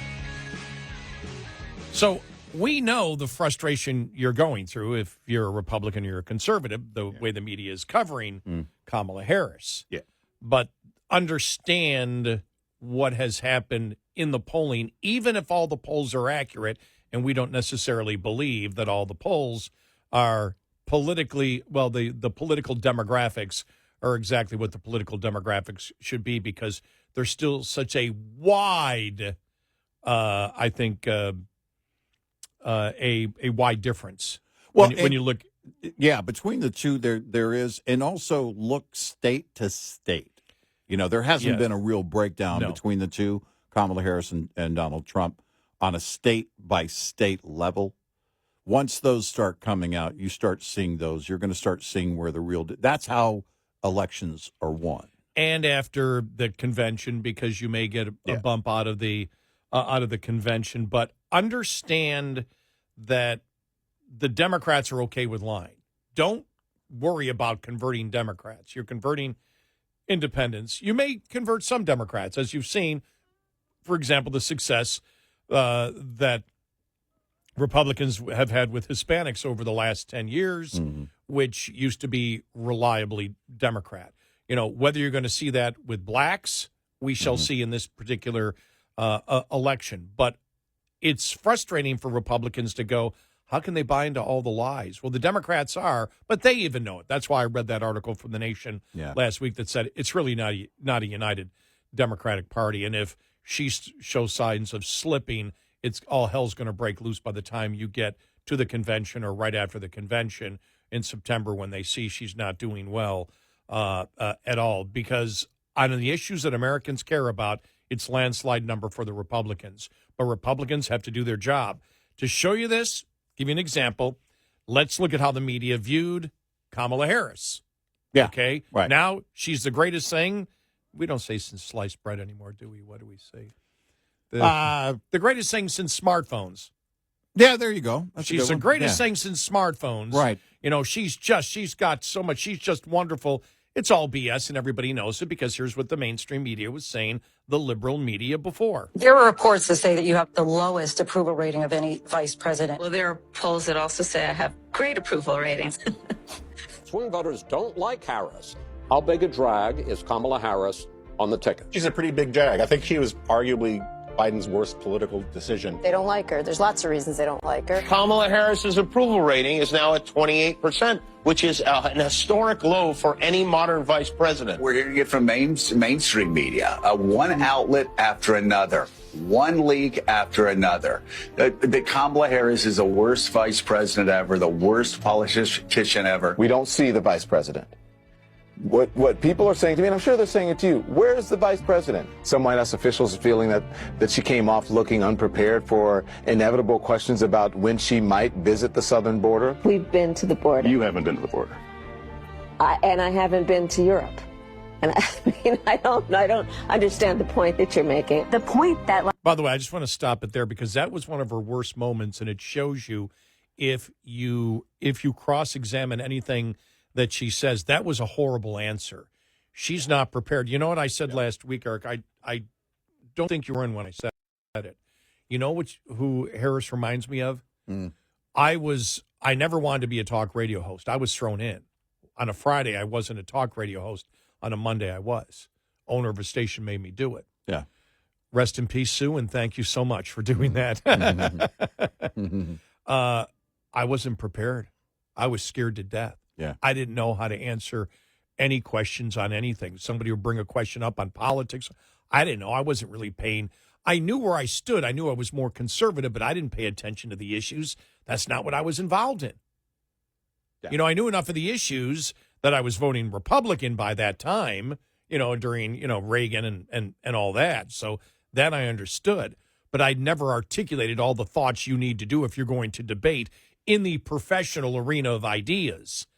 And that's what she's doing, and she's not prepared because she doesn't know. No, she's not. She knows she can't answer what she truly believes, but she doesn't know if she can, right? This is where she is right now. Yep. She knows she cannot answer honestly, so she would have to, in order to get the public, in order to do interviews and press conferences, she's got to separate herself from Biden.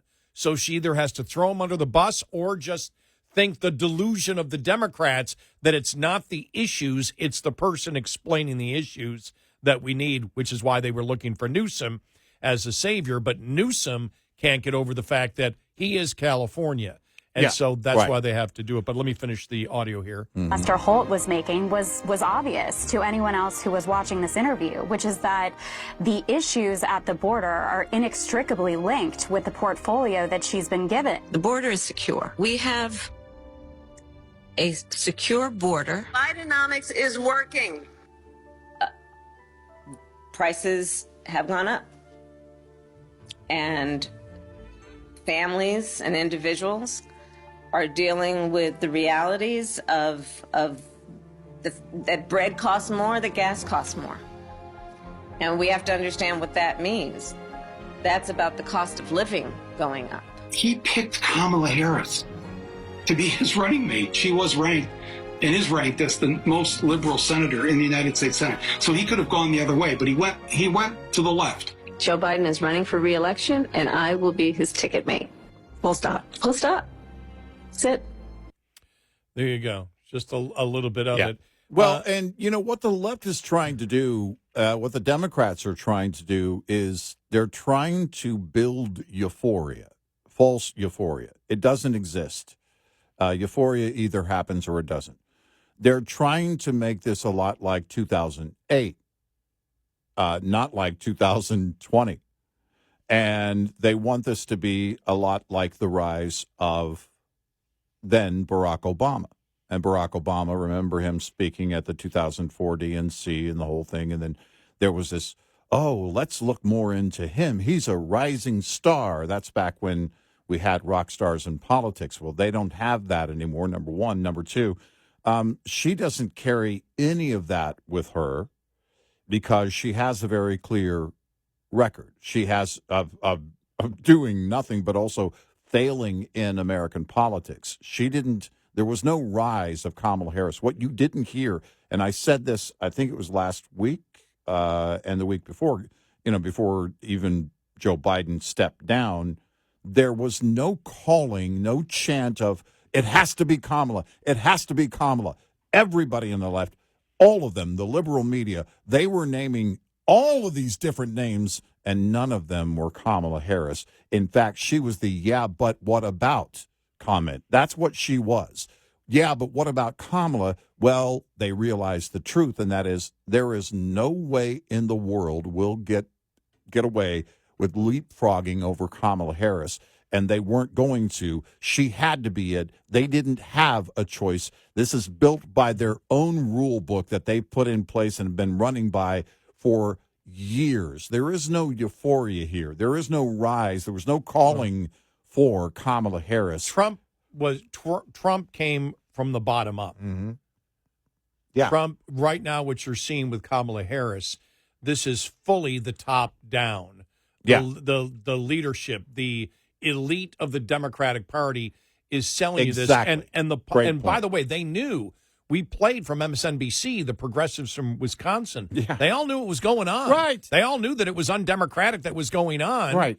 They all knew that she wasn't the best candidate. None of them were calling for her to be the candidate in the event that Joe stepped down before he stepped down. And they were all like, oh, we wish you could have another choice. We could have another choice. Not that it means she's going to lose. She could still win. But they knew that the party that they vote for doesn't give a damn about democracy in their own party. Right. But it doesn't matter to them, to the Democrats. It's just they're trying to sell she isn't Trump, and that's enough. They can do whatever they want, but that's not enough for independence. No. That's what you're looking for right there. I'm reading this here from this is from Matthew Continetti from the Free Beacon. The Biden-Harris mental gymnastics. The Paris Olympics begins on January 26th. He wrote this last week. Democrats are ready. They've been performing mental gymnastics for the last month. The party and its media allies deserve medals in political contortion. In the space of a few weeks, they've gone from saying that Joe Biden is the next FDR to Biden is fine to how dare you question his age to Biden is incapable of serving a second term. To Biden is a stubborn old man who will sink the party. To Biden is a demagogue whose selflessness will be recalled for centuries. Keeping up with this changing party line is exhausting. Not long ago, remember, it was considered a slur to suggest that Joe Biden was too old and infirm to be reelected president. In June, when the Wall Street Journal published a detailed report on Biden's memory loss and confusions, the White House denounced the paper and its parent company. Biden's best friends forever on MSNBC called the article a Trump hit piece. Days later, when video circulated on social media of a stiff and vacant Biden visiting Normandy for the 80th anniversary of D-Day, White House Press Secretary Karine Jean-Pierre said the images were cheap fakes made in bad faith. The Washington Post published a story headlining how Republicans use misleading videos to attack Biden in a 24-hour period. Misleading indeed. Then on June 27th, when Biden debated Trump, he gave the worst debate performance in American history. His condition was broadcast to the world. Trump's polling lead grew, and the message changed. Democrats said that Biden would have to prove his viability. He couldn't. A follow-up interview with George Stephanopoulos went badly. A big boy press conference was cringe-inducing. Calls for Biden to withdraw grew louder and louder, and then they go through the entire thing and talked about, the entire spin. The spin did not stop between the debate and Biden's announcement. The president had been treated as a figure worthy of scrutiny, even contempt. Late-night comics, the Democratic Party's court jesters mocked him. George Clooney, in an op-ed heard around the world, disclosed that Biden's frailty was real. And they go on and on and on with the anger, the frustration, the harsh words. And now he's a hero for pulling out when he didn't pull out. Well, he was forced out. And that's the other laughable part of this is that, he did the right thing. It shows that He is now and always has been a true patriot. Give me a break. The guy you had to force out? You know, patriot Jack. And I love this one. Her ability to read off a teleprompter with an expression other than befuddlement has been received by her grateful party. Young and impressionable pundits speak of an Obama moment because she can speak and read off a teleprompter. And that's really it. Yeah. When you think about it, that's what it is. Well, that's it. We've got a candidate who can read off the teleprompter and not look confused. Now, the problem is number one, on the positive for Democrats is that she doesn't mumble. But on the negative in that same regard, you still can't understand what she's saying. No, you're right. And this is a problem. It's easier to weekend at Bernie's something with someone who is seemingly awake. Yes. That's the difference between her and Joe. Her eyes are open. That's about it. There's nothing going on. I mean, debate. I just want to hear her make a speech about what she believes and what she wants to do. Could she do that without a script? No. Can she do that without a teleprompter? No. No, she can't. 866-90 Red Eye. We'll be right back with more Red Eye Radio with Eric Harley and Gary McNamara.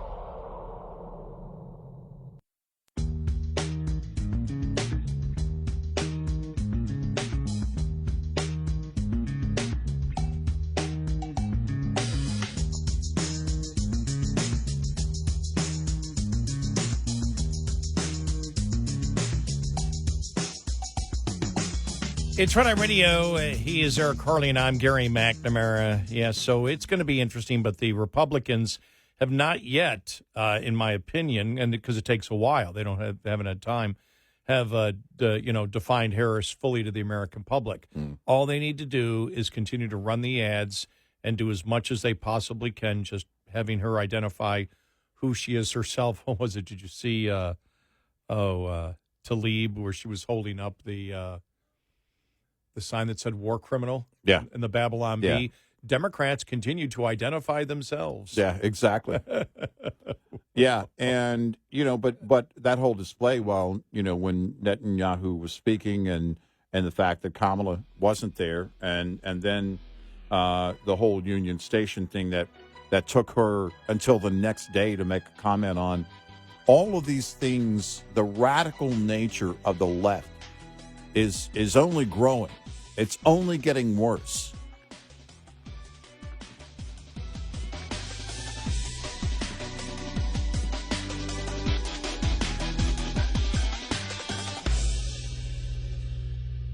This is Red Eye Radio on Westwood One.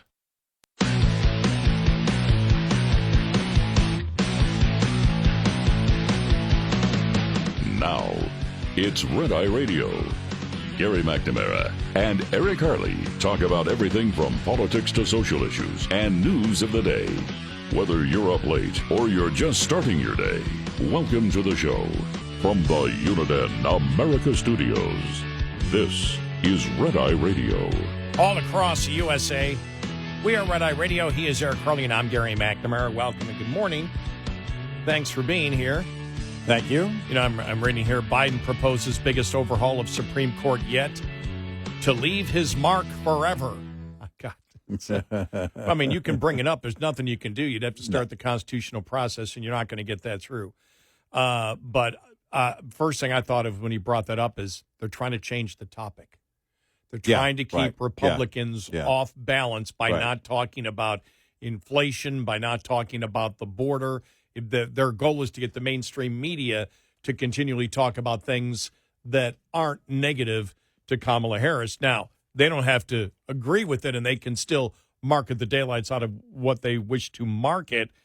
And you can't, for example, this from This is from the Financial Times. U.S. consumers show signs of flagging. Companies and analysts warn. This week's shaky start to corporate earnings season has fueled concerns that consumer strength has peaked despite data on Thursday showing a stronger expected GDP growth in the second quarter. The chief economist for Nationwide Mutual said she expected consumers to rein in their spending as we head through the second half of the year because pandemic savings are depleted. Lower income households increasingly maxed out on credit cards, and unemployment growth will continue. On Friday, a measure of U.S. consumer sentiment fell to its lowest level in 8 months as inflation and election uncertainty weakened the economic outlook. University of Michigan's Consumer Sentiment Index registered a final reading of 66.4 in July, the lowest reading since November. High prices continue to drag down attitudes, particularly those with lower incomes.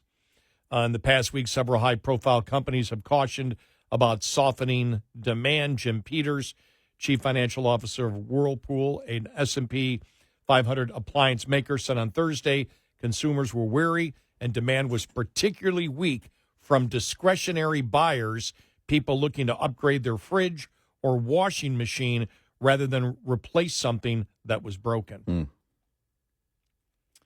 Shares in UPS, a delivery company often seen as a bellwether for the broader economy, dropped 12% on Tuesday after it missed analyst estimates and scaled back its forecast for the rest of the years. Several airlines said they had overestimated how strong demand would be in the second quarter. And one of the biggest suppliers of potatoes to McDonald's and Chick-fil-A warned that falling demand had accelerated in recent months and would probably continue into its next fiscal year. Real-time data suggests consumers are starting to slow down, said the senior vice president at Franklin Templeton Investment Solutions, citing reports from consumer staples names or financials saying we see consumers shift to value-oriented goods or lower-end consumers taking more loans and spending less. So McDonald's is expected to report their second quarter earnings sometime right before the bell today. And it's being reported that their executives are basically warning that the company is fighting for a smaller pool of customers. This is from CNBC.com. But it shows you what the breakdown is of what the consumer is doing when it comes to things like what used to be cheap fast food. McDonald's floating that idea of, what was it, the $5 menu, thing. And they were going to, basically, you could get, I don't know if it was 5 for $5 or 4 for $5, whatever it was. But the value menu thing is what they're trying to come back to. You can't, and when they first floated that idea, franchisees were coming back on, whoa. We can't afford to do that. We can't really even afford a loss leader right now. And so it shows you, though, where the consumer is that things, it doesn't matter. That used to be cheap. Used to be, well, all right, if I'm stopping at McDonald's and getting a bunch of nuggets for the kids, that saves me time in the kitchen. Now you're having to stretch your dollar any way you can. One thing that they noticed with fast food, McDonald's and other fast food locations were seeing that people were not getting like a full meal thing. They were getting a burger, or they were getting something, they were just kind of piecemealing, so to speak. And that's the change in the buying habits that you look at. Same thing that's going on in grocery stores now, where you see the store brand, the rise of the store brand. But you saw, I don't know if you saw the story a couple of weeks ago, where the potato chip makers, the name brand potato chip makers, were looking to get deeper discounts on the shelf because they're competing with those store brands. And this is happening because, again, we're having to stretch our dollar more and more. families are deciding what's worth it and what isn't. And some things have to go all together. Some types of behavior have to go all together. I think this is in part what you're seeing with Starbucks. I think they had a branding issue that happened last year, but you also are seeing the fact that, well, my gosh, okay, I can get coffee a lot cheaper and make it at home. Or maybe the company buys it and they make it, it's not the same coffee, but it's coffee. I get my caffeine fix and I get it cheaper. These are the things, these are the change in habits that show the economy is changing in more of a long-standing, or long-term way. The one story that I came across with the Wall Street Journal last week while I was out, the hottest job market in a generation is over. And it basically spells out what you and I had warned about, and that is at some point you're not going to have this 3.4% unemployment. In fact, it went up to 4.1% last month. And more you're going to have employers that don't have as many jobs available. And coming out of the COVID era, you had so many people that were like, well, I can name my hours, or I can do this, I can do that. I don't have to worry. I can walk across the street and get another job easy. Not so much.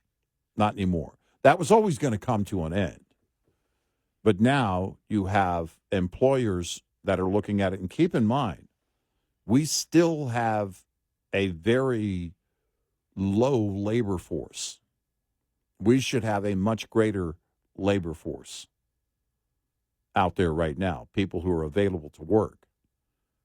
But when it's slowing down and employers are looking at this going, yeah, we don't think we can hire, we're not going to change as much these days. We're going to keep people in place. We don't have as many jobs. We're going to whittle down the number of employees that we have here on board. All of these things change, even though we have right now a low pool of potential employees. That spells, again, a long-term problem for the economy. The Fed never has been serious about inflation. But nothing is going to change. I saw it the other day. Oh, well, with more and more evidence showing that inflation is, settling in, we might see a rate drop later this year. It wouldn't shock me if in the fall, on their way out, Jerome Powell, because he's not going to be Treasury Secretary, if he believes he's on his way out, let's put it that way, Jerome Powell lowers interest rates 0.25 point. It will do nothing. It's not going to change the economy. It might send a signal, but it's not going to do anything long term. And trying to play this balancing act, the Fed has never been good at it. Manipulation of the economy isn't going to get you there. It really is about what the consumer can afford and what they can't afford. Did you see that piece written by the Heritage Foundation about what the interest on the debt might be by the end of this fiscal year, which would be $1.2 trillion? Right, yeah. That's the interest on the debt. And that is roughly 75%, understand this now, of the personal income tax that is collected. Personal income tax, not corporate, but personal. 75%, was it 75 or 60 or 2/3? Was one or the other. Of either would be huge.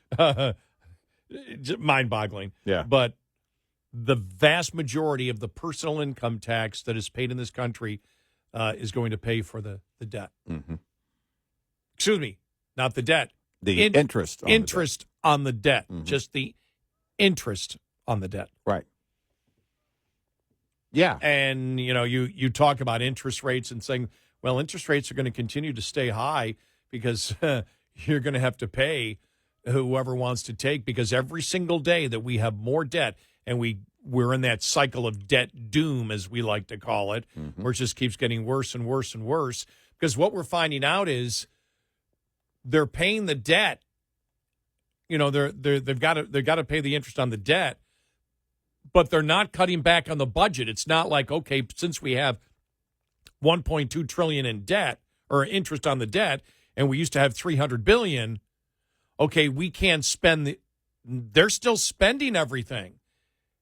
And they're just, you know, the debt's just the debt, and the interest on the debt just is added to it and gets thrown forward. Yeah. But they're not cutting back anywhere. And so you get into that cycle of debt doom, as we like to say, and you're going to have to pay to get people to buy American debt, especially if you get other areas, whether it's a stock market, wherever, where you can get a comparable interest rate. Now, granted, there's still more security in the U.S. debt because we'll just keep going and going and going and borrowing, but eventually it'll all collapse upon itself. And the problem is inflation. Look, if Trump gets in office, we don't know what his economic policy is going to be. If Trump gets in office, does not necessarily mean that inflation's going to disappear. Well, no, this is, in fact, one of my greatest concerns here is that we have to be careful what we wish for. We certainly want the Republicans to win. There's no doubt. But the problem that is they're inheriting this entire mess from Joe Biden. The Democrats know this. I'm convinced, and I've been convinced for a while, that a number of Democrats are okay, or at least resigned to the idea that, all right, well, if the Republicans do win, they're going to inherit all this mess that Joe created and our party created. Good luck with trying to fix it, because they know that any fix is going to require pain. Any fix requires pain. Doing the right thing requires doing hard things. And politically, good luck with that. Who was it? Was it Rick Scott that was floating the idea? Some austerity idea. I forget what it was. Was it at the midterm? And it was like, you know, he's floating this idea. It's like, dude, whoa. You can't don't say that out loud ever. Right now, you can't say those things. Not that we disagreed with him. It's that politically, you can't get away with it right now. And that's the whole point. People don't want to hear that. And I don't know. You talk about an educational process of bringing people around and saying, hey, wake up. We're at this point and something has to change, because we can't have the interest alone on the debt being $1.2 trillion and growing. That is not sustainable. This will be a massive collapse, and when it happens, it will be catastrophic. 866-90-RED-EYE. Brought to you by Hot Shot Secret. Hi, I'm Jen Loomis, a transport safety expert at JJ Keller, and I'm here to share a tip on speed and space management. Due to safety concerns, many motor carriers have policies that limit or prohibit the use of cruise control. If your motor carrier does allow you to use cruise control, you should only use it in good driving conditions during daylight hours and on roads that have light traffic, few curves or hills, and a consistent speed limit. Never use cruise control when operating in adverse driving conditions, including wet, icy, or slippery roads, during rush hour in heavy traffic or on congested highways, at night, or when you're tired or fatigued. During all of these driving scenarios, you want to be controlling and adjusting your speed as you drive instead of having to suddenly brake if you encounter an obstacle. In the case of a slippery road surface, you want to be able to slow your vehicle by not accelerating instead of using the brakes whenever possible. This tip was brought to you by JJ Keller and Associates. Visit us at jjkeller.com. Coming up, more with Gary McNamara and Eric Harley. It's Red Eye Radio.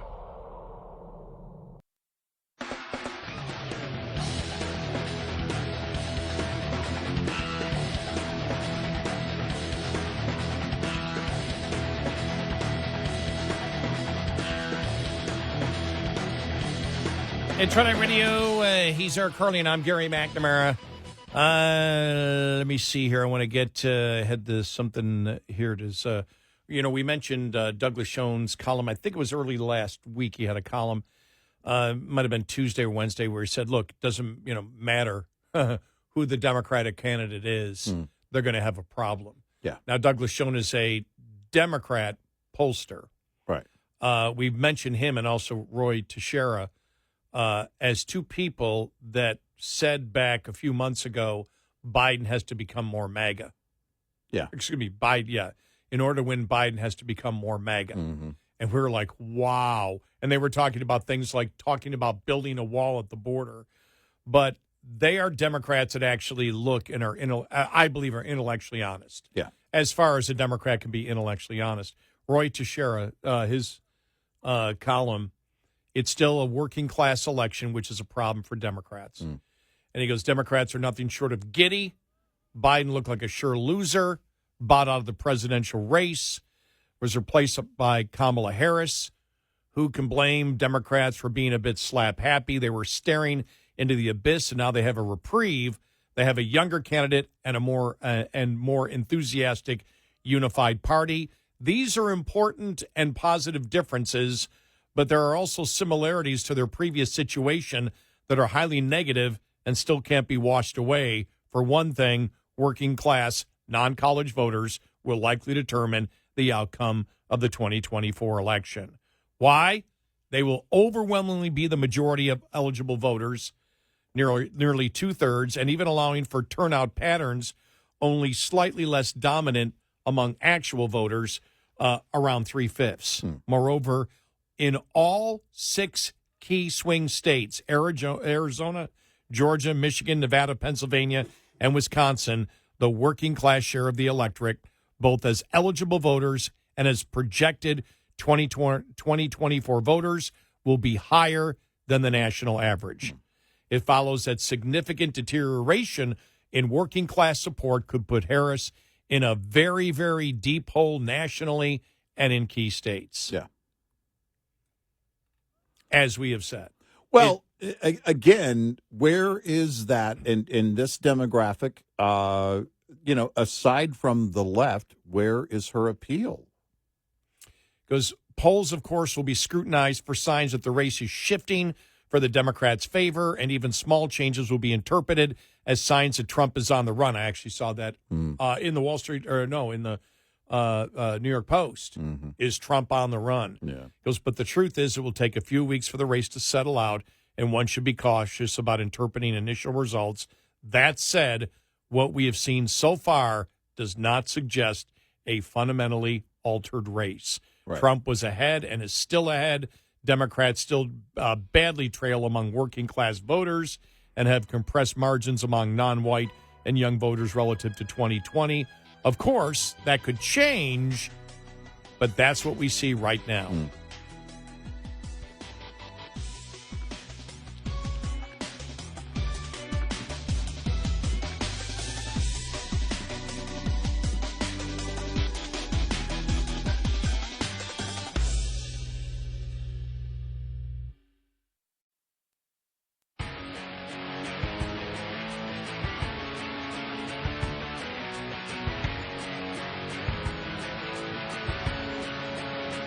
You're listening to Red Eye Radio from the Uniden America Studios.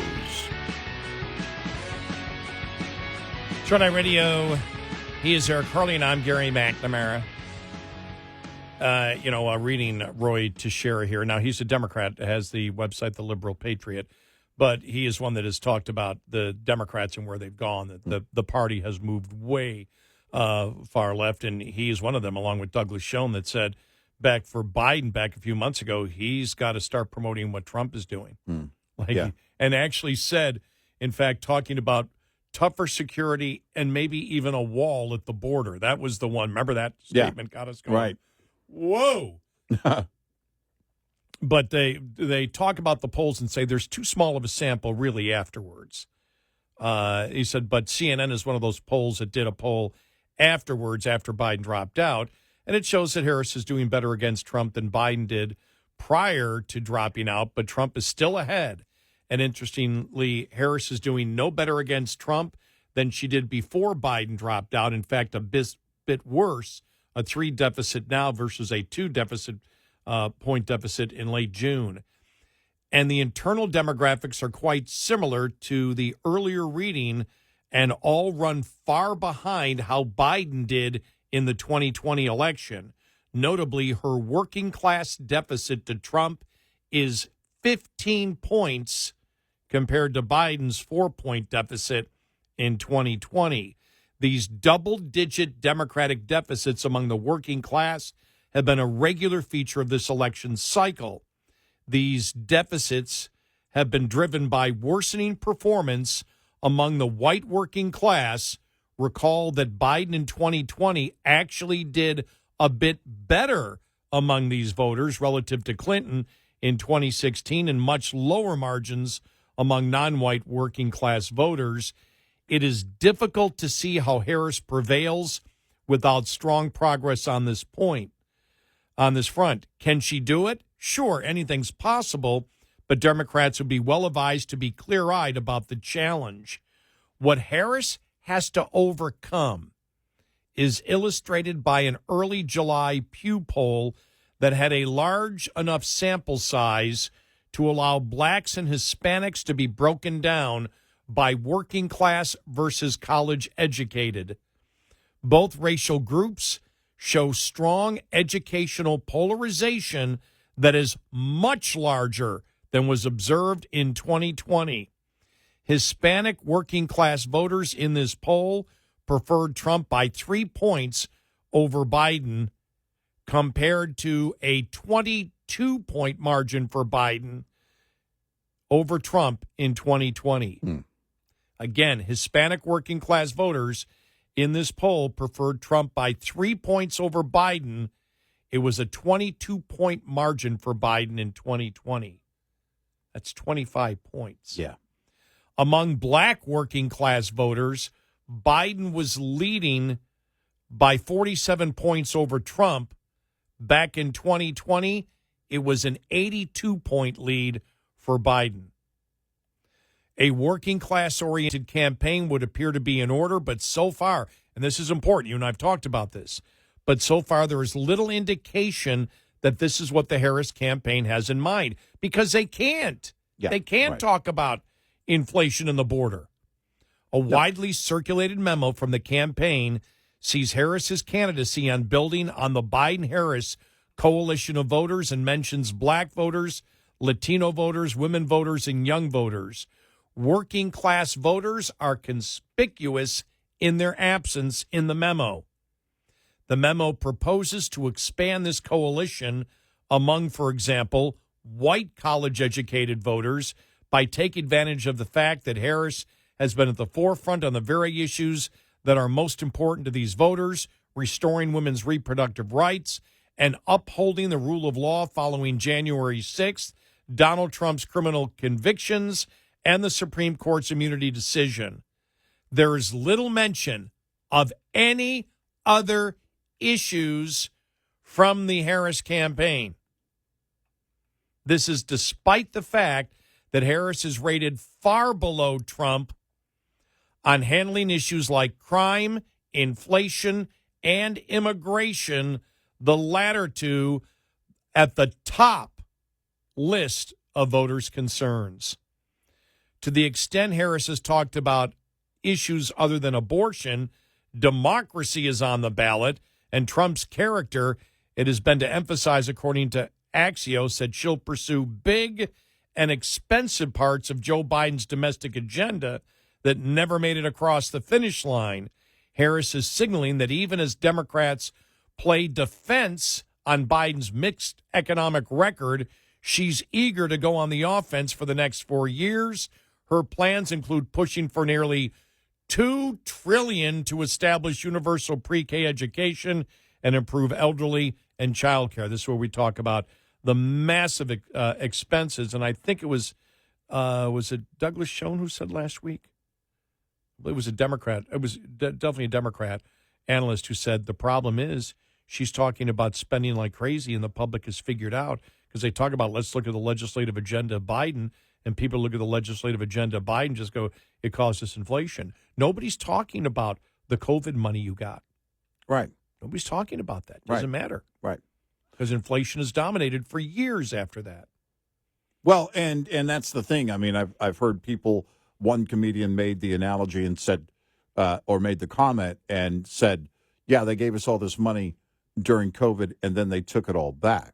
Well, it caused inflation, if that's what you're talking about, and that's how. But if that's the sentiment of enough people, they understand exactly how this works. Now, people still ask for handouts. But if you're building a campaign on spending a ton of money, that's going to be weighted way too heavily for people to look at that and say, "Oh, wait a minute. This is what we should be doing." They understand right now inflation is everything, and we've got to get on top of inflation. The only way you get on top of inflation is by slowing the economy down. That may be happening right now, or it could be stagflation. But it's not happening as a result of anything from the Fed. It's not happening as the result of anybody that's in power right now. As he writes here, where this is Mr. Teixeira, a Democrat, this seems unwise in light of working-class voters' inflation fears and how poorly they view Biden administration economic management. Pushing for massively increased spending is highly unlikely to win them over to your side, even if they approve of some of the end goals. As some of the saner voices on the left have noted, Harris needs to make a serious effort to assure skeptical voters, particularly working-class voters, that she will, in fact, do things differently from the Biden administration on key issues where Democrats are vulnerable. They've mentioned crime, immigration, inflation, gender issue, and free speech. This is what Jonah Goldberg was saying about the Never Trumper on Harris. She has to lie on everything. Yeah. Yeah. Democrats often describe Donald Trump and other Republicans as radical, but many voters also see the Democratic Party as radical. The average American considers the Democratic Party to be further from the political mainstream than the Republican Party. That comes from Roy Teixeira, a loyal, lifelong Democrat. Yep. Successful presidential candidates assure voters they are more moderate than their party. Bill Clinton, George W. Bush, Barack Obama, and Biden all did in their own ways. I don't know. Bush was always a moderate. He didn't really fake it. Right. Obama did. Clinton did. Biden did. But there you go. And so I don't think she can do it. Well, their goal is not to do it. They are convinced. This is the problem right now with the Democrats. They are convinced that Biden was doing the right thing. He just couldn't sell it. Mm-hmm. They need somebody who could sell it. Democrats are about imagery. The imagery will sell the policy that Biden wasn't successful because he couldn't sell the policy, not understanding, no, the policy didn't sell with the American public. Right. Yeah, it's, to try and reinvent Kamala Harris, they're trying again to build something in her that doesn't exist. They want 2008 all over again. They want this new euphoria. Well, 2008 didn't happen just in 2008. It started with Barack Obama's address at the DNC, and then it was like, oh, well, who's this guy? Oh, well, he's the rising star, and no baggage, nothing about him. Now, if you were paying attention, we saw it along the way. Under my plan of cap and trade, electricity rates would necessarily skyrocket. We noticed that interview. We paid attention, and many people did. But they're hoping that enough people, the Democrats are hoping enough people aren't paying attention to Kamala Harris and that they can reinvent her. But the thing is you can't go off of this is the difference between then and now. Remember, Barack Obama went into the 2008 campaign saying a marriage is between a man and a woman. Yeah, that Barack Obama. And then he grappled. He was grappling. And then he evolved. He is also the president who we believe was the was the catalyst behind the hate cop movement. Right. As we talked about. Remember after the officers were shot in Dallas? Mm-hmm. What a horrible speech that was. Yeah. Remember the beer summit. Right. Remember, what's his, in Missouri, the Michael Brown case. Right. You know, all of it. He was the one that agitated that the cops are the ones that we should consider are wrong, not the criminal. He was the beginning. He was really the push, the massive push for the radical transgender movement. He was the first in his administration that attempted to change Title IX to the insane radicalism that you see today. And also remember, in one of his last interviews with the Atlantic magazine, it was Barack Obama who talked about not only that gender is what you think you are, but so is race. Right. That race, he's come to believe, is also a social construct. Right. These are incredibly radical ideas that he would have never promoted to run for president. Well, and you have to keep in mind, so that's where they are. That's the starting point. There's no way for Kamala to come to the middle. There, you can't if you're on the left. There's no way to get to the middle because they're far past that. There was, in 2008, he could go. Now, we knew he was lying about gay marriage. Yeah. We knew he didn't believe that, but that's what he promoted. He felt he had to promote it that way until he got elected. Well, that's off the table. The radicals that lead the party, which, by the way, include Kamala Harris, they're not going to let you get away politically with any of that anymore. So there is no coming to the middle. So, again, I don't know how you try and portray her, what you do to position her, and how you do what you do to promote her that would appeal to any of the independents out there, when reality, this is not the abstract.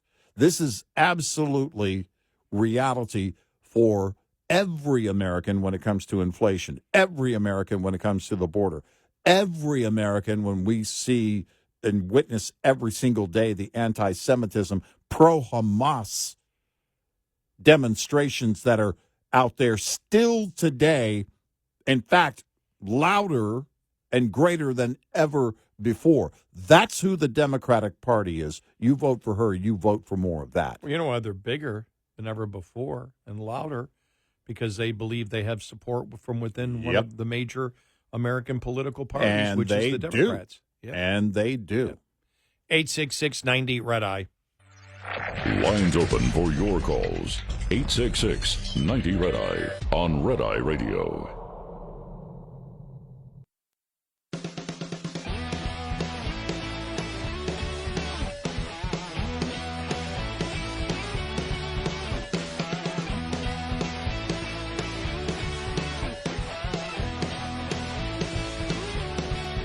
It's Red Eye Radio. He is Eric Harley, and I'm Gary McNamara. Well, we've got an interesting couple of months ahead, don't we? Yeah, we do. Yeah, we do. Look, the left is only going to get louder. They're trying to show that the party is in unison. They certainly are now, at least on the outside, pretending to be in unison, which is something they couldn't even do when Joe was still the nominee. But this is exactly the way it was going to go. It's the way that it should have gone politically, because if they would have gotten to the convention and all of a sudden, you got some of the delegates going, I don't know. No, everything is coming together, and that means that the Republicans are going to have to work harder than they were working over the last couple of months. It goes back to what we said. You always campaign like you're 20 points behind, and now we'll up that. You campaign like you're 40 or 50 points behind, and you do it every single day, till Election Day.